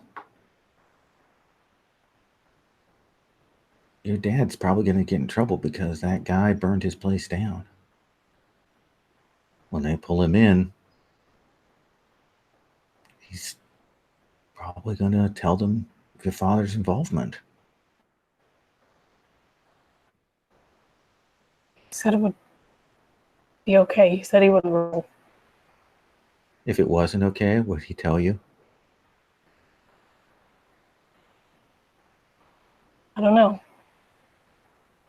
I guess we're going to find out. But if you want, I could help you.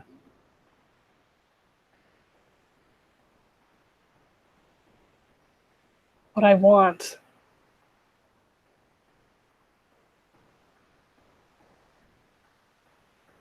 What I want is for there are all these worlds of possibility out there, and this isn't one of them. And I want to be in.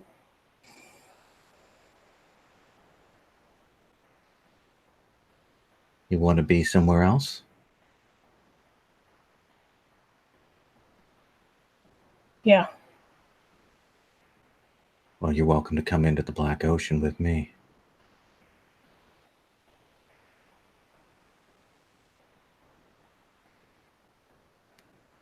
Everything's connected here. Into the TV. We'll come back to you in a second.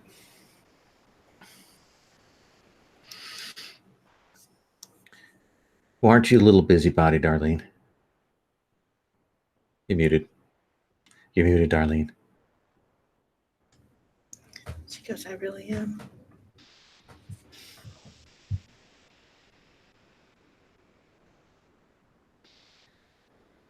You know, kind of tamp down those things you want. Tamp all that down to get by and so on. Really can't help you actually have a real life, a real childhood, real being a teenager, because you've already thrown all that away. Giving it up for other people. And no one cares. See, you're working way too hard. I'm like Santa Claus. I've got lots of people to visit tonight. Yeah.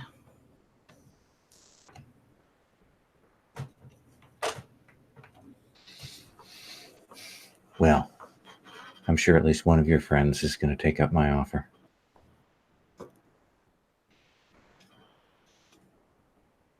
And it kind of snaps out of it for you, Darlene, Justin, Nikki. And you'll see Holly is sort of staring intently at the television. You'll kind of realize that none of you have like said anything. You've heard this and you haven't really spoken, that it's gone on, and he's back to doing that hacking. I am going to pick her hand up and hold her hand. And I'm like, make her where we're here if you can, because she's super isolated.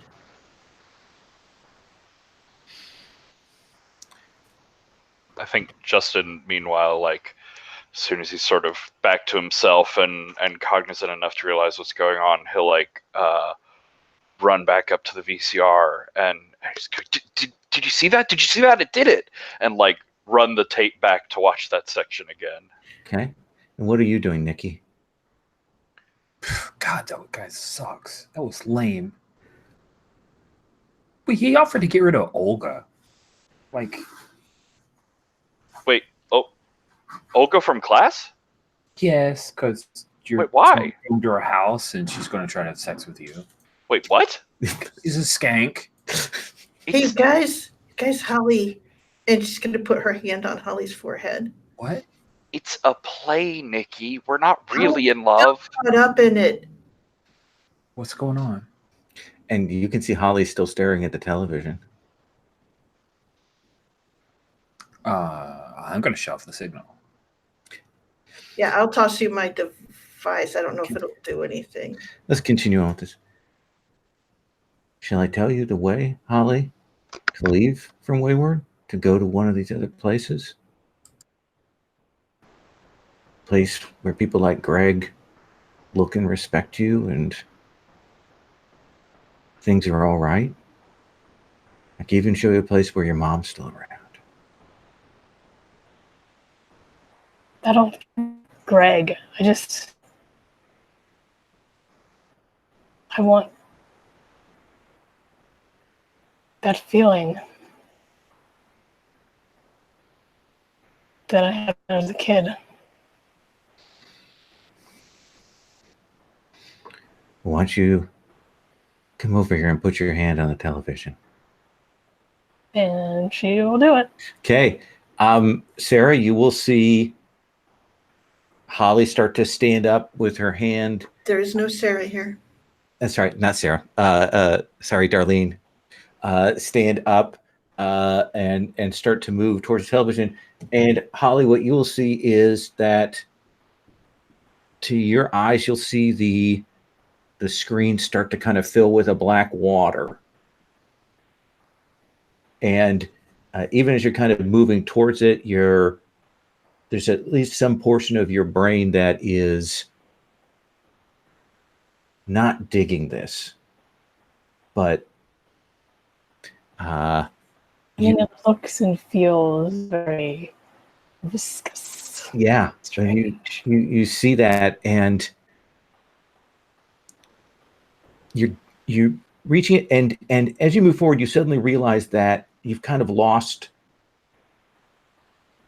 control, like you've told your body to move forward, and now you can't tell it to stop. And you will realize that this water is all of the water in the city. It's all of that black water. It connects everything. It touches everything. It reaches into everything. It carries the signal. It's permeating everything, and it's pulling you in. And that's the point at which the TV kind of goes and does that shutter as Nikki kills that signal. And you realize you've kind of, Darlene is holding on to you, but you probably pulled yourself up and are moving towards the television. and kind of shake yourself out of that, Holly. What did you do? What did you do? Why did do you think I have that? any? Why do you think I have anything going on with Olga? Let's focus on Holly. Holly, what happened? Why did you do that? Do what? Stop you? Stop it! It was gonna take us somewhere better, somewhere like what you were talking about, Justin, somewhere that was full of possibility like it used to be, and it was fix everything. Is that what you asked for? Yeah, it's what it said it could do. Okay, but like we saw what it did to the other kids. I mean, it's probably definitely lying, though, right? They didn't ask to go anywhere. They didn't know. They just went along, and I told it. And where was it going to take you, Holly? For better.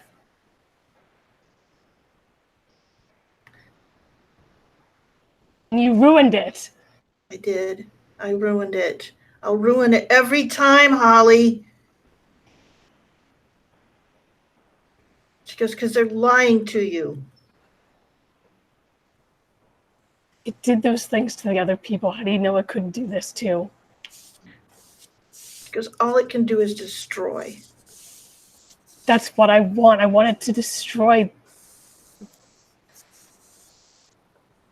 this, what this turned out to be, this feeling. She kind of stops and she's like, what feeling? That there's not going to be anything else after this. That when we were kids was the best it was ever going to be. No. You're still alive. And I'd be alive somewhere else. But you're alive here. You can make it. This is not the worst. And you can do what you want to or need to do to get to where you want. But what is it that you want? And I think like starting to cry and say, I just want it to be like it was.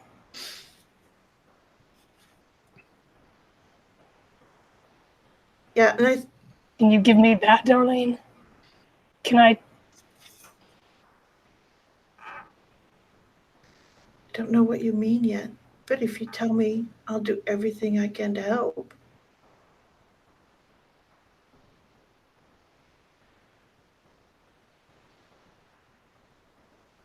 You can't. You're leaving. So you can leave too. It's not going to make it better. Why won't it?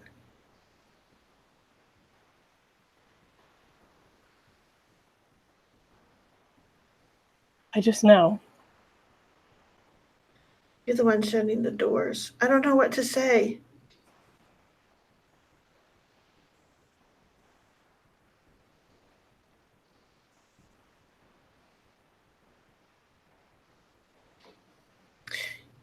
You can leave. You and your dad can leave. Don't you miss it?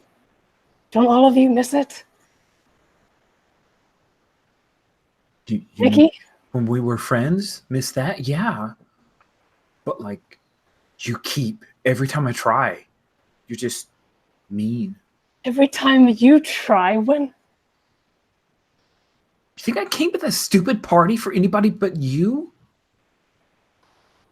I even drank beer and it was terrible. You don't trust me, and so you don't even see it, but I've tried so hard. We all... So have I. You think I haven't? What? No.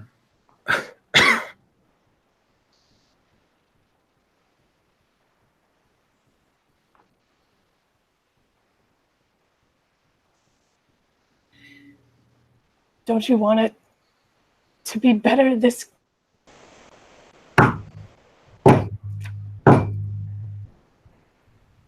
What's that?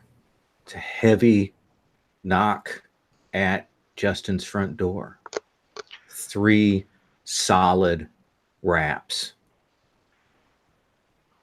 Fuck, it's like almost 3. And I sort of like look back towards the back patio. Look out, you'll see the flooded backyard. Just water all the way up to the garage. Okay. And I turn back and I go, no, we just haven't been talking to each other. She goes, we've closed our own selves off. Holly, tell us what you need from us. We'll tell you what we need from you. We can go back there. You don't need Hector's help.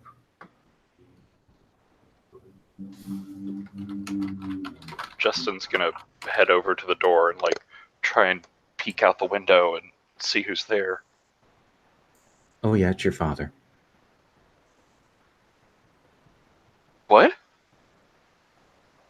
It's your father standing in the sort of flooded water. You can see the front lawns flooded. The water's kind of come up to the front doors. He's kind of standing there. Water's lapping over his shoes. You assume it's the funeral suit because you never saw him in the funeral suit.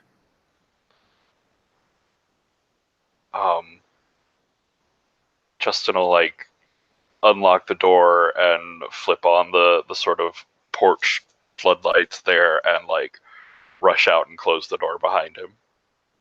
Nikki. So you get to the front door. Nikki, you can see that you and Darlene and Holly are engaged in the thing, but you do see Justin runs to that front door. But Holly needs you. Yeah, I'm staying here with Holly. Plus, I'm totally not dressed to go to the front door.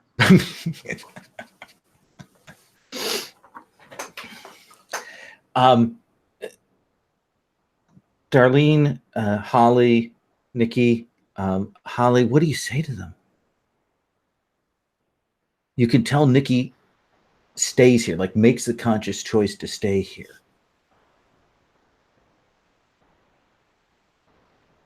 And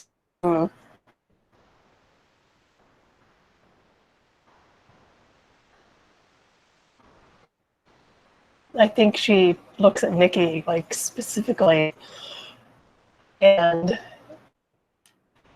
like that you're staying and just says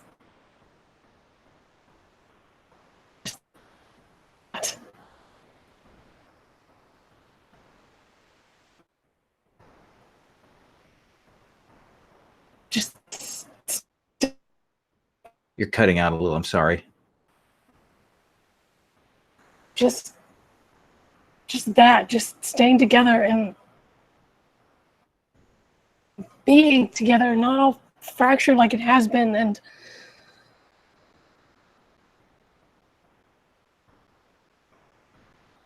to mean something, and not just because everyone's gonna leave, and you're gonna leave, and I'm gonna leave maybe, or stay here and leave anyway.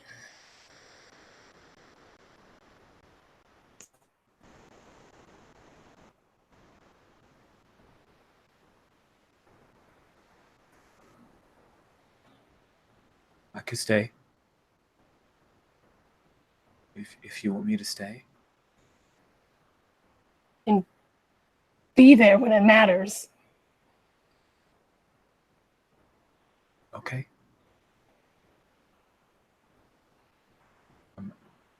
This is a start.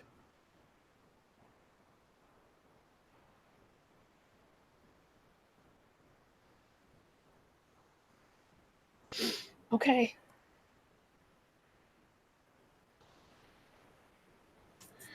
Darlene, do you say anything?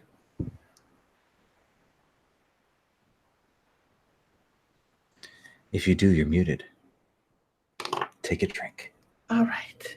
And I don't think she does say anything. I just think she's holding on to Holly.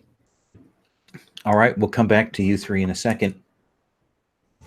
Porch light, door thrown open, step out, and there's your father. Splash your feet into the water that's there. Do you have shoes on? Nah.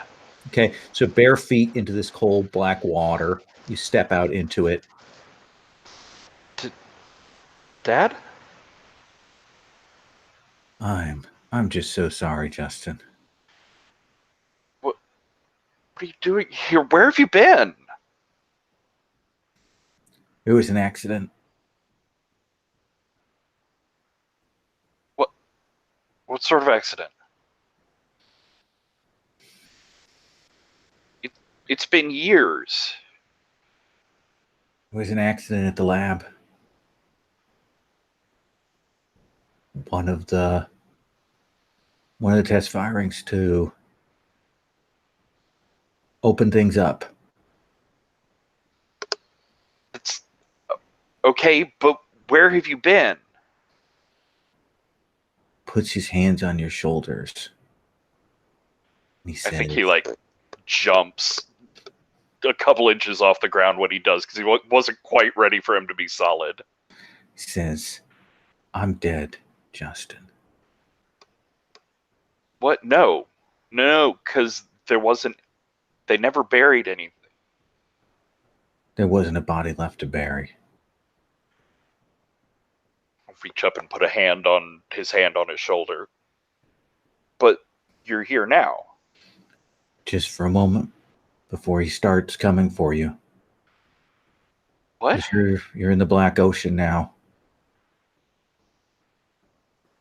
When I died, I found myself here.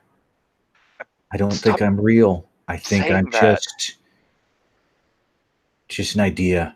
No, I don't know you're if it's a soul or a program or just information or what. Not a program. You're real. You're here. No. I can see you. I can feel you. You've got to get your friends together here. But forget about them. Where are you? He bends his knee a little bit. He looks you straight in the face and he says, I am dead, Justin. But your friends are alive. And Hector's going to be here soon. You're not dead. You're just lost. This is some sort of connection. I can still find you. And you'll hear like the sound of waves and water coming closer, like the surf kind of rolling in.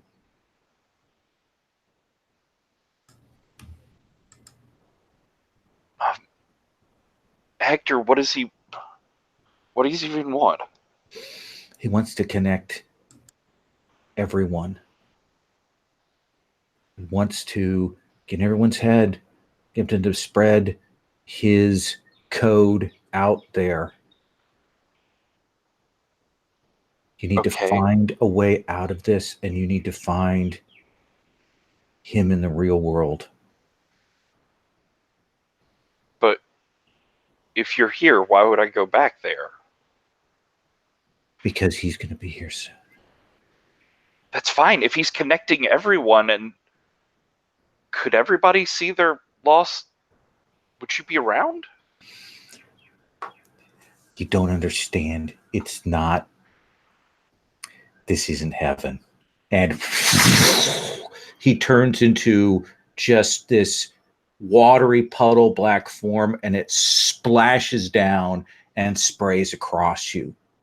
And you can hear like the sounds of people like moving through water. You know that sound when they're moving at their knees or legs and they're kind of splashing like they're coming through a pool, coming this way. And I will save your ears from Justin screaming no very empathically and like voice breaking in the middle, and it's great. It's good acting. Why don't you mark a condition? seems reasonable.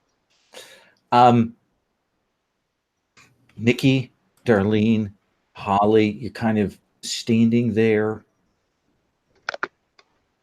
and you will hear that scream from the front door of Justin from outside. Like you can hear it's not coming from inside the house, it's coming from outside. Breeze. And That's then good. run. Yeah, and I think that she probably grabs Holly's hand. She's like, kind of tugs towards the door. Yeah, are already going and grabbing Okay. Nikki on the other side. Woohoo! Nikki following in their wake. Oh gosh, yes. I've wanted this for so long. So yes. Can I grab Nikki as we go? Oh yeah, like you're pulling her along too? Mm-hmm. Okay, absolutely. You will throw open the door, and you'll see Justin on his knees in this, couple of inches of this black water. You look out, you see the neighborhood, but it's dark. There are no stars, and you can see that there's this body of black water that is there, and it's hard to make out because there's not that much ambient light, but you will see these figures coming towards you. And remember how Army and Violet described those sort of black figures that they saw out of the corners of their eyes? You will see these figures trudging through the water, clearly coming for you.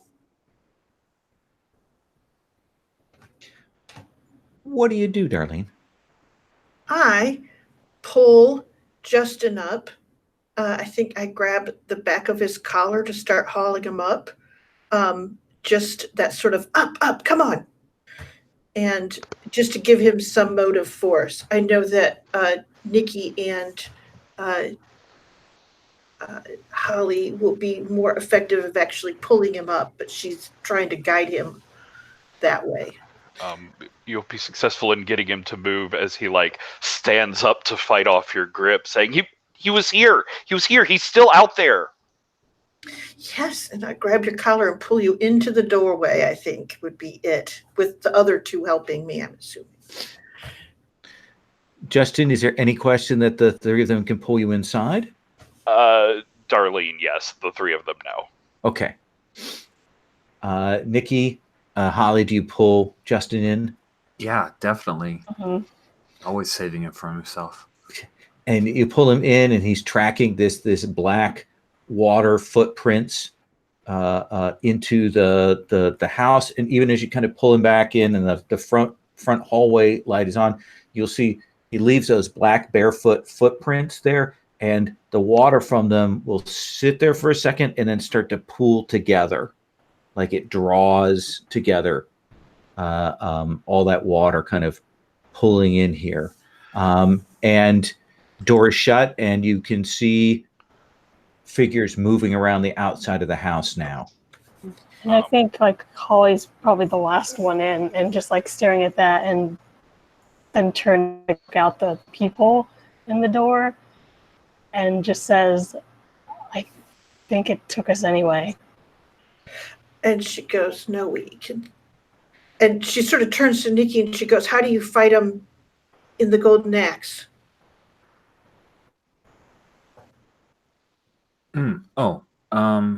Fight him with the Golden Axe. I just unplugged it for real, but if in the actual Golden Axe, then she'd rattle off a bunch of stuff from the video game because she's babbling and not entirely sure that's what Darlene. Seriously, you're talking about a fucking video game right now? Why are you even talking about this? He's out there somewhere, and I have to go. Why would you pull me inside? What the fuck is wrong with you? Is this all about Olga? What are you Is this why you've been such a bitch recently? I'd slap him. I mean, that seems fair. Okay. Is it a hard full-on slap? I think I'm so shocked that slap happens, and I don't know how hard it was. And Justin, between Darlene screaming at you and that slap, does that bring you up short? Yeah, I think that finally shuts him up. Holly, what are you doing? You've kind of got pushed them in. You've seen those figures. You've got that door shut. What are you doing? I think like seeing all these things coming toward us and like what she said about like I think it took us anyway, like that is she realizes that she like what Darlene was saying was right, like she made the wrong decision in wanting to leave. If this is what it was going to bring her to, this isn't what she thought it was going to be. This is like the hellscape of dreams. And I think back like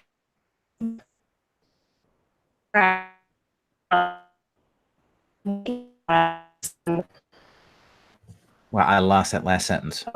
Turning around when Nikki slaps Justin like to like that crack. Yeah, there's a nice big red welt on the side of Justin's face at that point. We stay here. It doesn't matter. He's coming anyways. My dad, he said he was out there.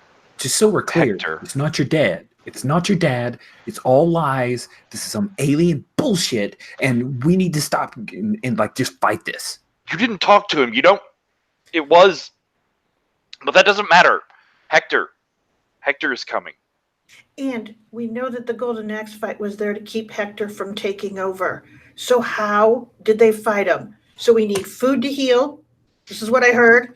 And what kind of weapons can we use? Because we got to find those. Every one of the 4 characters in Golden Axe has a unique personal weapon.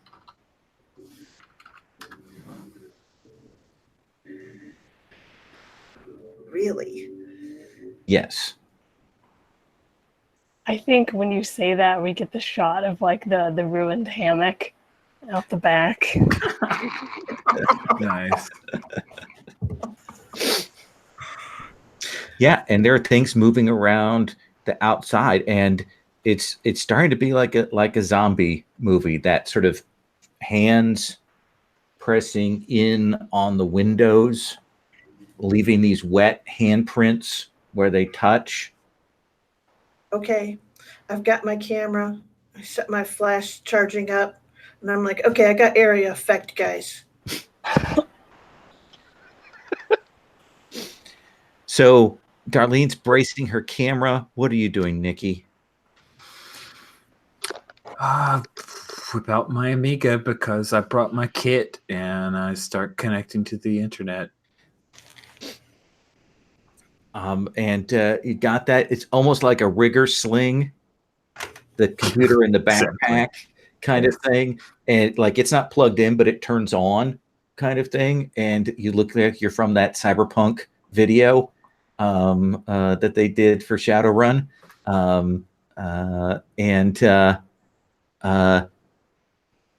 Holly, what are you doing? I think I run over to my bag near the TV and like start giving out my dad's tools. But then also like as I'm coming up with just like handfuls of these things, I want to look at the TV because he was like inviting me to go into it, and I'm wondering if it can also work the other way.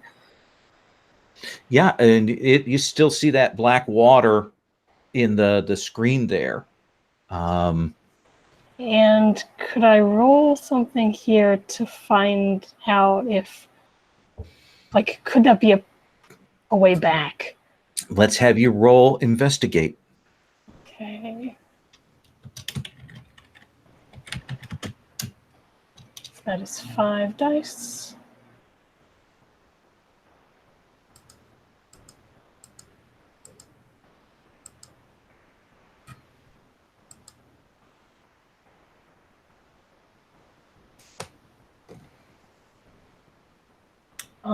No 6s. I'm going to mark another condition Okay. of anxious. Okay. Go ahead and re-roll.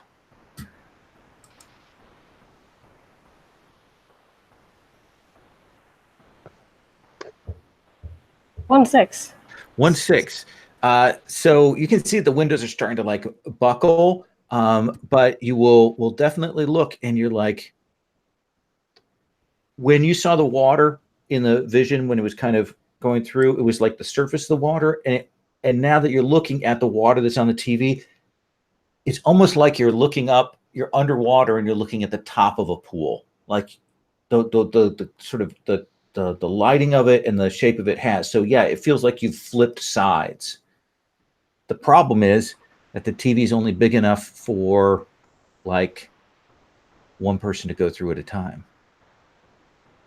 Okay, I think like dropping a few of her dad's tools on the ground. I'm just gonna grab whoever's closest. I'm going to come back to you in a second. I'm going to get other people's actions, and then we will come to you.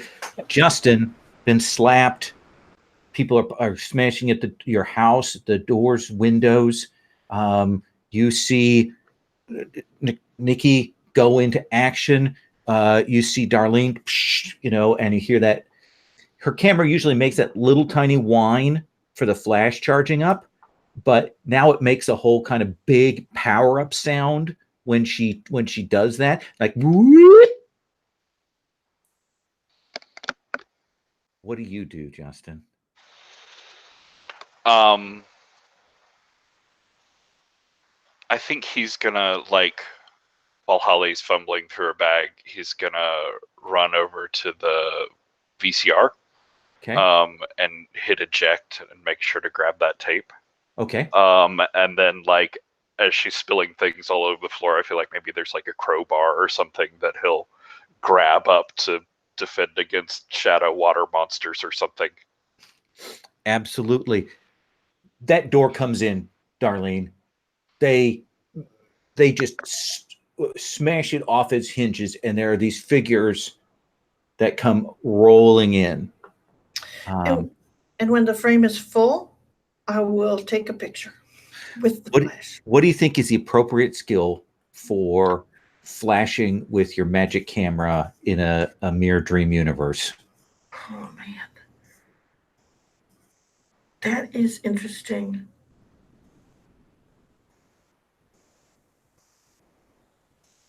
Is it move? Is it tinker? It could be either one of those, but I almost wonder if it isn't. I mean, it doesn't matter.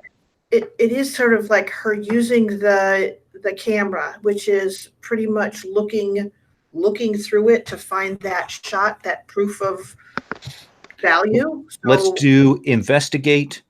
Okay. I'll take it. And take 2 extra dice for it being your iconic camera. Okay. All right. Only I can find the clear button every time. Nope. Okay. So that gives me 8. Oh my God.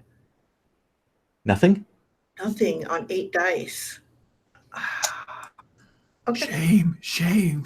I know. I will take a thing. I think frustrated. When I go to do it, I get a jam. Okay. I gotta move the film forward really clearly. Like I'm going stupid. And I will try it again. Oh, Jesus. Come on. Oh, the cat is really fighting me on moving the mouse. You may not follow. Let me not do this. Okay. There we go. There is a 6. 6. So that you will let loose the flash, and they stagger back away from that. That just kind of rolls over. The first few go up in like black steam, and the others fall back. Nikki, you can see that Holly and Darlene are kind of getting set there over by the TV. Like Justin's getting himself ready. Holly's kind of turning to grab people. And those front windows, there's the couch and the windows that look into the TV room, they buckle inward. What do you do? Just before Nikki starts typing away, she mutters to herself, So glad we didn't do this at my house. And then she starts hacking. She says, she's like narrating because, TV style, that's how she's learned on. She's like, you guys are trying to take over through the net, but you didn't know that I'm here. Hacking away and just hammering away on the keyboard, trying to find some way to interlace their code and insert a virus of some kind.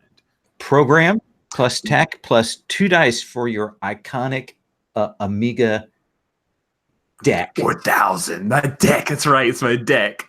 Program plus tech is that is going to be 7 plus 2 for my Amiga deck. 7. Here we go. I'm going to clear dice. Got 16 megs of RAM. Guys. Oh no, I'm sorry. It's got 16 meg hard drive. 16 meg hard drive. Here we go. It's got 1 meg of RAM. Oh God. What'd you get? I got nothing. It's like abysmal. But Elizabeth and her mom disappeared because I didn't help them. And that is driving me. I will not leave Holly in the crazy TV realm and, I'll help out Darlene in our fight. And I guess I won't leave Justin Bob. All right. Awesome. So, yeah. What does it look like when you you don't like damage them, but you push them back on those windows? What do we see? Oh, okay. I think what we see is that can I go a little mega? Is it okay if it goes like absolutely. Okay. All right. So what we see is that from her Amiga, like this electric arc comes out, and it's this silhouette of the girl from Golden Axe who's got the kick-ass sword. And of course she's riding a thing, because that was the best part of Golden Axe, is that you could ride a beast of some kind, and it like jumps forward against the monsters and starts to warn them off and swatting and driving them back. Holly, you see that Darlene is holding the front door. Nikki is using her thing to keep people from pressing in here into the TV room. You see Justin stand up, and he's got probably this glowing crowbar at this point.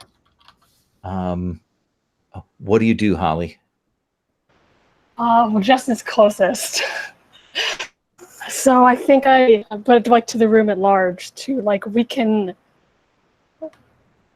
There's too many of them. We can go back to the TV, you guys. Just come on. And I say, you guys go. I can hold them off. That's what the person who dies always says. I can hold them off. I got an area attack. I only know this because of D&D, by the way. That's called an area attack.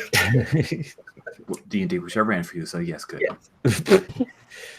Yeah. Justin, what do you do? What do you mean go through the TV? We can't go through the TV. It's solid. And he'll slap his hand against the screen. And your hand will go right through. And he'll sort of stumble up to his shoulder. Yeah, and you are up to your shoulder in the television. You can feel the air conditioning of your house. Okay, guys, new plan. Holly seems to understand how TVs work. Do you go through? Yeah, I feel like Holly's probably like pushing me through at this point. So you will tumble back out, and you see yourself sitting there, kind of slack-jawed, with this test pattern on the television. And when you kind of go up and kind of step towards yourself, your vision will shift, and you will find yourself kind of waking up. Holly, Justin goes through. Nikki and Darlene are holding them off and arguing about who's gonna hold them off and what that means and the tropes of it all. I think Holly, like this thing that Nikki has conjured is like super impressive. And I think she's gonna like tag Darlene first. Just, Darlene! Shut up! Quit arguing! Let's go! And she Charlene, do you fight her when she pulls, or do you let her? no, if someone tells her what to do, then she'll do it. Okay. And you'll get shoved head first into this TV screen. Wait, not like that. And you will tumble through, and you will have that same experience of for a moment seeing your body there, and then swapping back into it, and then it's just Holly and Nikki, and your tiger thing is holding them off, Nikki, but now they're coming in for the front door, and you can hear the sound of them smashing. Some of them are coming in the back door, but they've tripped over the hammock. And there's that force of battle going on, and it's just the two of you now. Nikki. Yeah. I don't think I have him on the run. I don't think this is going to last much longer. I know. Just let's go. Okay. Into the TV. Okay. And you will jump through, and as she jumps through, you'll see that Tyrius Flare figure kind of turn and salute and kind of charges at the figures there, and Nikki has vanished through. Holly, do you go through? Yeah, I think I pause for just a second and then follow. Okay, let's have you make a move roll. Oh no. Oh yes, you're the last one through. Body, so 6. You may use your iconic item because you've got your kit out. That doesn't feel relevant Sure. to what I'm doing. Okay. No 6s. Okay. You can reroll, or you could use your shame. Oh, that's actually. Yeah, because we just had this conversation about like having a healthy relationship and like being there for each other, and they all said that they'd stay. So yeah, I think I can. There's this moment where I can like see them on the other side. Yeah, as the water begins to thin, like it's starting to go away, and you'll see them sitting there, and they're you see your friends. So mechanical. Do I need to roll again, or is this? No, that's a okay. success, and you will leap through, and as they are coming for you, and we see the TV on, and for a second you kind of see this mechanical room, like this room with like boxes and like looks like it's inside of some sort of mechanics tool shed or things like that. And for a second you see Hector like slump back in a chair, and then the test pattern pops up again on your television. And you four are back in the real world.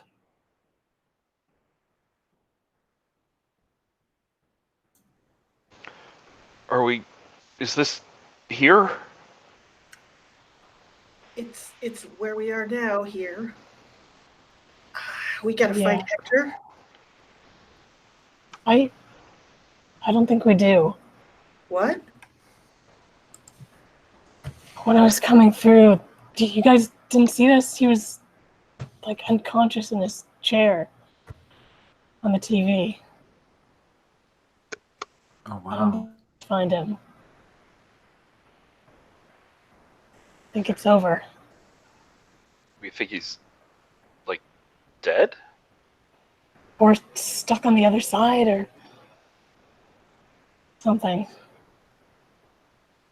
Let's see if we can find him. Be sure it's done with. And I think what you will get based on your calls and your checking in on things, is that the next day you will hear about somebody going out to the TV towers because it was signal disruption. People reported that in. There was some kids who went to watch the thing, like saw some crazy weirdness on it, and eventually people called in. And the details aren't given out fully, but probably Darlene, you will get it from your uncles that they found this guy. He had apparently broken into the TV transmitter station, the big thing there, and your uncle says we couldn't do anything. Like, he had connected himself to the antenna with like machine cancer. Like the machines had in him infused. They asked us if we could do anything, and I was like, no, we're not touching that. Oh my gosh. It looks like, I mean, he had food and stuff there. They had scrolled away, and it looks like he had some kind of heart attack last night. Maybe an animal. There was some kind of like claw marks on him. I think, oh, Tyrius Flare. And then I'm like, okay, Tyrius Flare. And she's like, oh, God, that machine cancer is so weird. So are they going to like tear the whole antenna down? Yeah, TV's going to be offline for at least a week while they clean that up. Okay, good. We're going to have to get the signal from Cincinnati. Super staticky. Awesome. The only other one you'll get is there's a religious channel that has its own broadcasting tower. So you get that. So you get lots of Andy Griffith reruns and stuff like that. All right. And let's do we want to move to epilogues, or do we want to do another? Do you guys want to do another scene call? What would you like, Rich? What do you think? Never seen call him greedy. I'm greedy. Okay. Well, then let's come back into the real world where sometime down the road, a few days, whatever. Of course, remember, it's almost Justin's birthday. What scene do you want to do? Who do you want to talk to? 1, 2, all of them? I think birthday needs to be like, that needs to be a thing. Like maybe we're throwing a party for Justin kind of deal. Yeah, that makes sense. The 13th was a Tuesday, so his birthday's April 15th. So, it'll be that Thursday night. So where do you have the party? What do you do? I think the party is at the theater for the school they're going to shut down. We don't tell anybody. We just kind of sneak in. Nice. Okay. Yeah. And Darlene, Holly, would you go? Yeah. And let's say for sake of completeness, that you call Buzz. Oh, yay! He has a non-speaking role, but he walks on. And he shows up. He's got a Ball State T-shirt that he gives you, Justin. And he doesn't talk much because he's still a little shamed, but apparently his mother has been saying, you need to go and talk to your friends for like months now. God, Mom. But he's there. So what is that scene, Nicole? Who do you talk to at this party scene? Who do you want to interact with? I think it's got to be Justin. Like, maybe it's one of those, I don't know. If Patrick wants a, surprise moment, I think that might be good. But I think at some point Nikki wants to talk to Justin alone. Okay. Yeah, I think there's plenty of it's a theater. There's so many little shadowed alcoves and corners and stuff. Cool. So I think she would drag Justin into a shadowed alcove, and she reaches down and she kind of holds his hands as she's standing close. And she says, "Hey, do you just want to be friends?"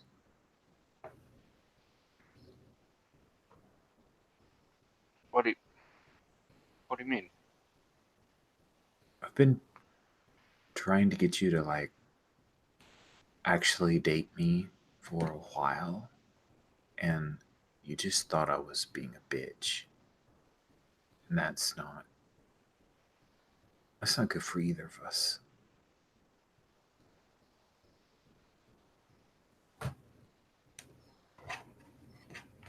I mean, no, but maybe it's just been really weird recently, you know? Yes, I'm aware. But I'm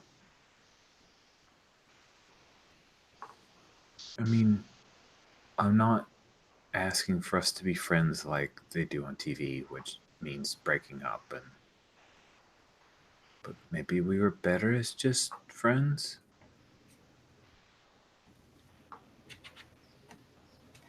I mean, maybe. I don't want to break up because I like you, but I don't know, maybe for a while we could just help each other figure out what's going on with life.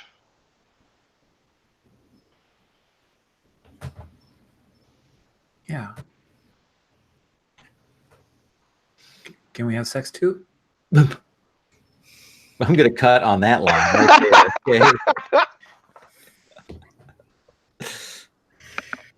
Okay. Justin, what's your scene call?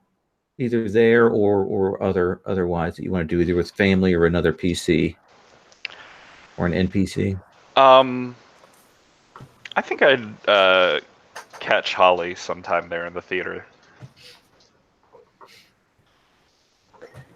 Yeah, I think I'm probably talking to Buzz about wherever it is he moved. Indiana? Yeah.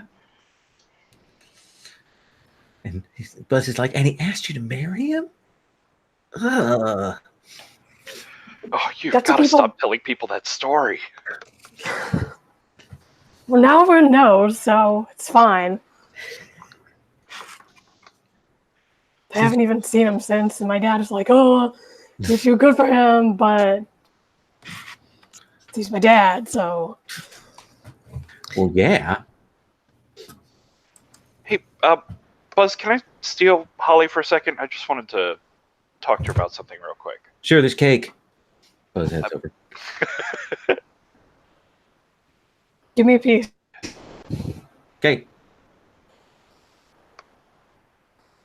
So, what is it? Look, what you were saying the other night. I hadn't really thought about things that way, but I don't know. I feel like maybe I've been looking for that too.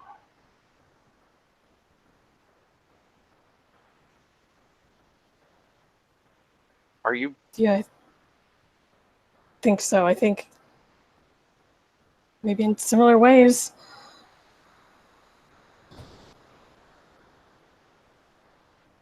So, I know Nicole is already focused on where she's going to college, and Darlene just seems very, she's very Darlene, but yeah, I sort of have an idea, but it might be dangerous or dumb or exploring. Would you be willing to? I mean, do you really want to look?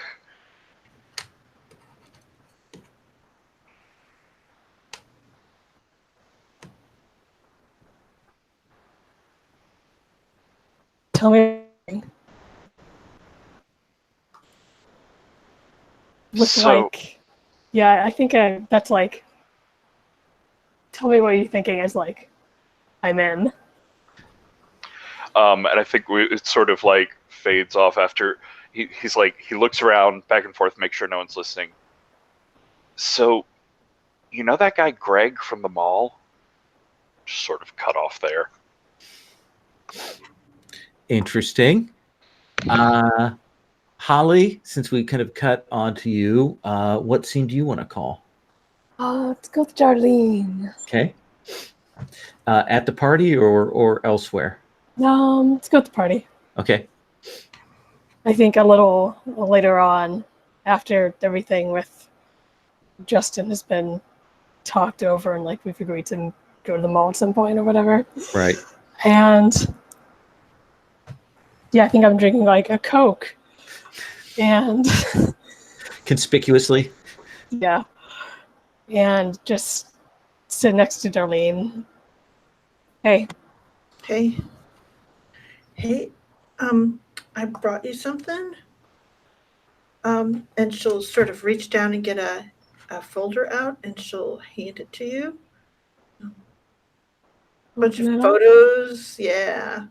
And it's like a bunch of pictures you don't even remember that are from when it was with Acorn.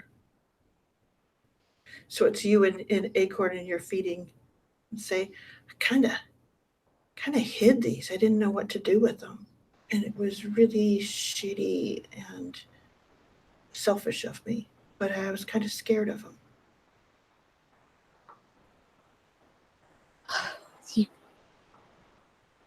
But you kept them. Of course I kept them. I think if you'd shown these to me,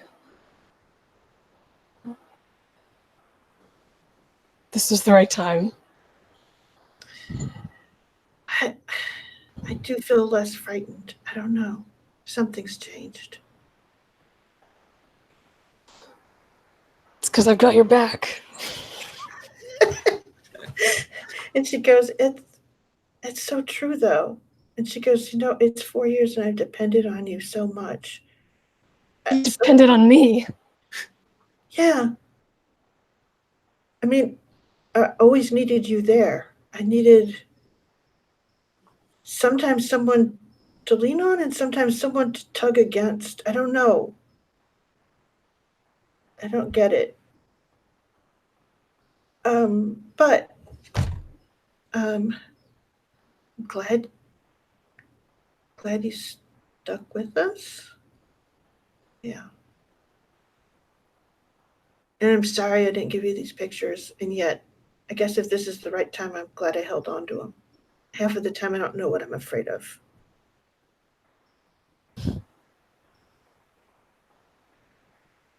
Well, I always know what I'm afraid of, and I think that's you're in a better boat. I don't know. Do you mind if I hand these out? No. And if you want the negatives, I can get those to you. I think there's like 5 photos. Nice. Yeah, call over Buzz, and it's like, here, give these to Vicky and Justin. Oh. He'll dole them out. That's a particular species of acorn I know from my druidic training. So he will hand those out. Darlene?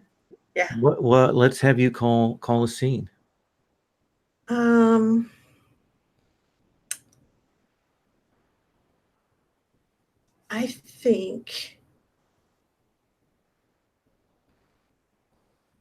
think that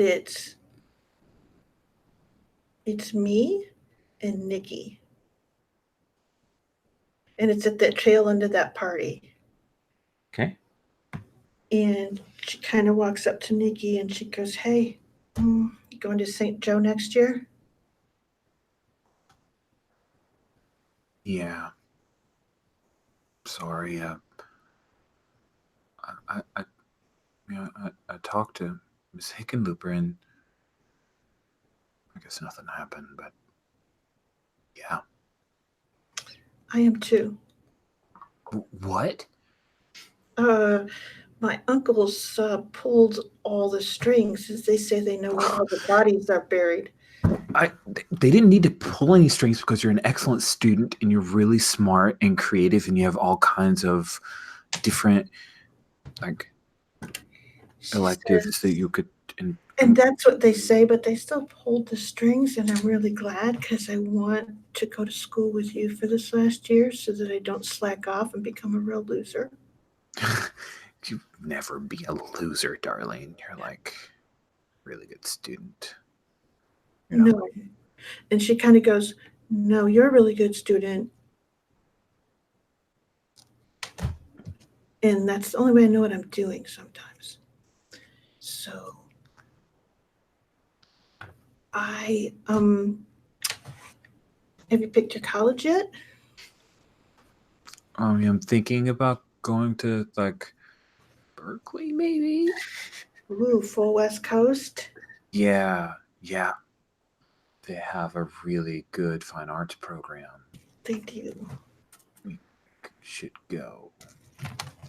We should at least go out and see it, right? Yes. We Okay. should totally go out and see it. In your car. I think I'm going to cut there.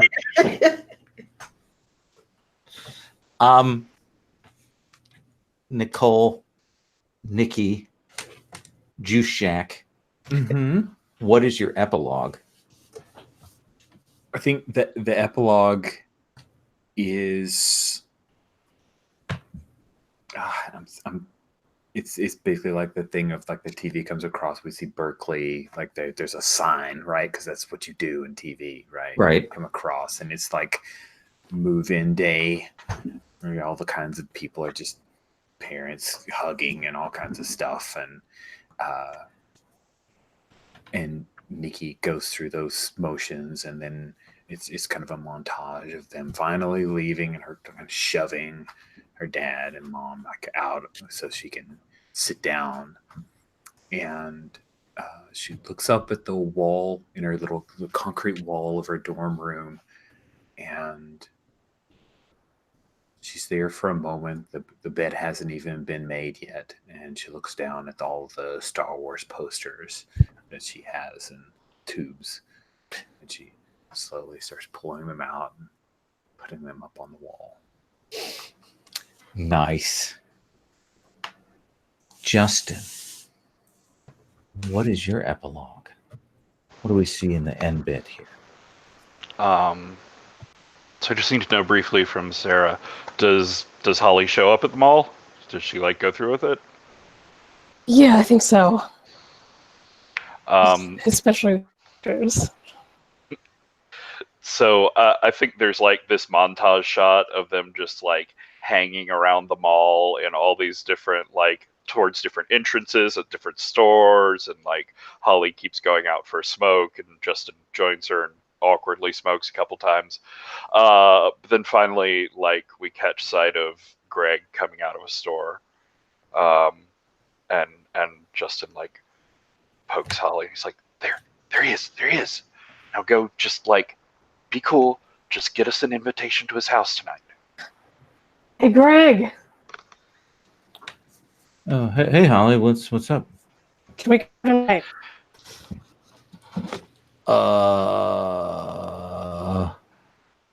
Say yes. Yeah, yes. Okay. Something up?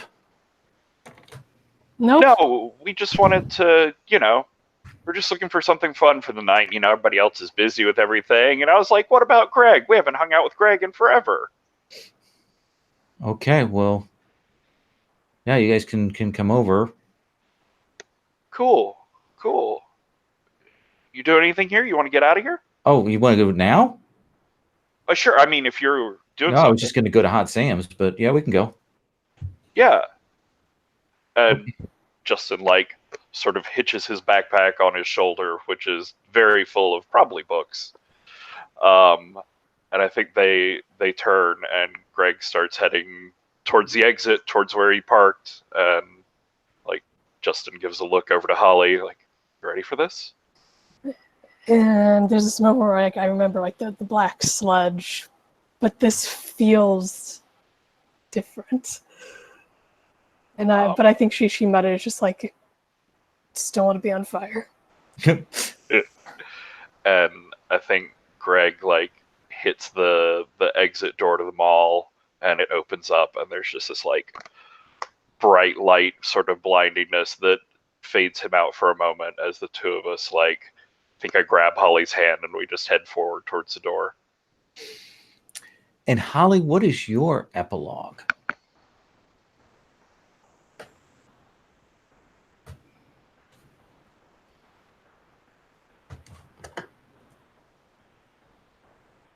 I think my dad moves away eventually. And get a couple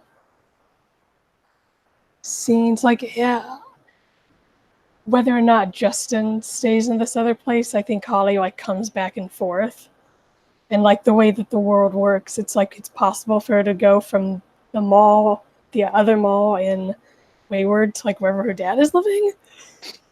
Probably not through the TV, but she'll like just show up on the doorstep one day. And it's like, hey.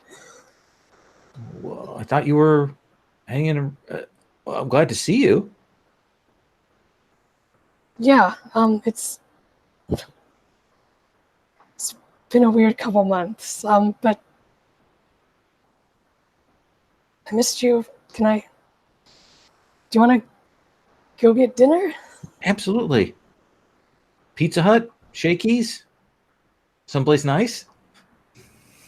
I got some Shoney's gift certificates. Someplace nice. Okay, so not Shoney's. Okay. And and like I'll tell like a little bit about like Justin and the other world in vague terms. Oh, so you've seen some new people. Okay, well, that's cool. Good.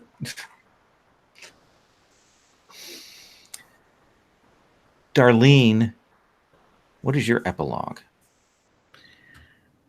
I think her epilogue is you see her and she's got a whole set of her photos sort of like spread out, and she's clearly talking to a professor or something and going through them, and she's like, okay, so the theme is the process of grieving, and she's walking him through those, and he stops at one point and goes, well, your sequence is a little too literal, and kind of goes on sort of pompously, and her eyes do that sort of a glaze over, and she looks at like off to the side, and she sees a set of like what is probably some other photo essay, and it takes her a while. It's a bunch of like really sick looking men and people in beds, and her eye kind of focuses, and she says like she's like the price of AIDS, and she looks down at the corner and she sees her father, but like really emaciated, and she sort of stands up. She walks over to the thing and she goes, who did this? And she doesn't even listen. She actually pulls the picture off the wall and she walks out very quickly. Wow, nice full circle. Thank you all very much. And that is the close of this 12 session series. I would like to take a few minutes to get maybe some sense of things that you liked. Do the stars things you would have liked to have seen more of. Basically, just a general decompress here at this point. Rich, I don't know if you're running to another game immediately. No, we could do a few minutes to decompress. Okay, but let me start with you, Rich. Things that you dug. What do you want to say about the 12 sessions here? It was pretty much amazing. I've really enjoyed this group of folks who are committed to interesting characters and the way we played together. The cues that you picked up on, Lowell, your masterful GMing, the tone switches that we could go through, the horrors and the highs were really like cavernous or mountainous, and it was very cool. I had a really good time exploring these characters and Nikki, and there were always times in the back of my head where I'm like, I don't want this to end. And also I missed Darren, so Yeah, that was really hard, having him pulled away from us so quickly.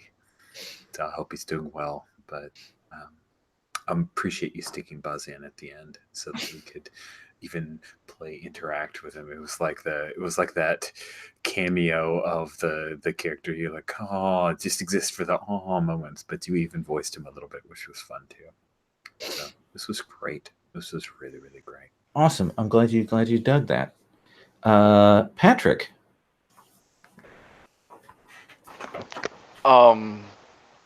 Wow, it's hard to parse stuff down from like 12 sessions, and this whole long arc was amazing. I don't know that things from the Flood did much mechanically for us, but I love the idea of like following these characters forward through time, having a new history to build in between, and the whole vibe of things from the Flood is really neat after Tales from the Loop. Mm-hmm. So I love the different sort of like otherworldly emotional states that we explored, from the like really sweet sort of quiet wonder bits to the nightmarish hellscapes to just the like scary but infinite possibilities sort of stuff. And I really love that the mysteries were almost always just like a vehicle for us to talk about the emotional problems that all of our kids were having. And I don't know, I always love a chance to ignore the danger that is happening around me to continue arguing about something stupid with another character. That's like weirdly one of my favorite things to do in RPGs. So this session was particularly fun. But I enjoyed the chance to get to like play through a very emotionally confused and distant teen, which is a lot of what I was. So it was interesting to explore that space and have everybody sort of play off of Justin's emotional weirdness differently, because everybody did like react to him very differently, and it was really cool. Awesome. Yeah, I want to say to follow on a little bit what you said.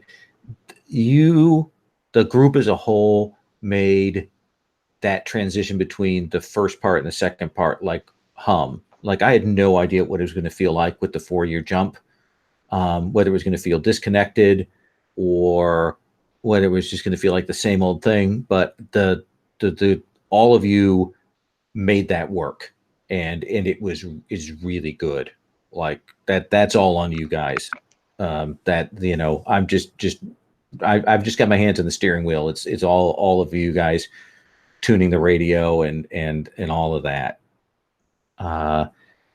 Sarah. So the only other game that is not D&D that I've played of this length was the one Patrick ran, and to be able to explore these characters for that length of time and to see them like really grow and change as people has been super rewarding. And all of these characters, I think I've like come to love them in their own ways. Even Nikki. Even Nick. Yeah. Dang it. And it's cool to see how we carried the things from when we were kids over into being an adult. And especially like that moment when I wasn't even thinking about this until this session, but the things you lose growing up and that sense of nostalgia and want, but you can't go back in the normal world, but you can here. And what does that even mean? Would you make the choice if you could? Yeah, that was a really nice theme that you explicated there. That was really good. I was glad to see that on the table. So, well, thank you, Patrick, for asking that question. yes. Sherry, I'm going to give you last word. Yeah. So this was probably the most cohesive game emotionally that I've played in. All of you guys brought your A game, and you were there with your hearts on your sleeves so that even I could follow where you were.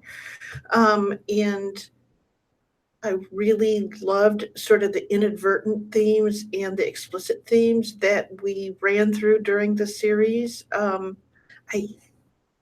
The father thing was really good. It came back over and over again with, essentially all of us at varying degrees of peril and what our father's stance was in that. I mean, with Nikki having the most bestest dad ever, right? And then everything in between. And just watching like then how we reacted to each other. I mean, there's that whole thing of there's what do you say? There's the effect of someone being there and of their absence, and they're equally powerful. And it was just really, really awesome to watch us all slingshotting around based on what was going on with that, with our fathers and with each other. It felt true. The choices felt true. So kudos to all of you guys. You were amazing.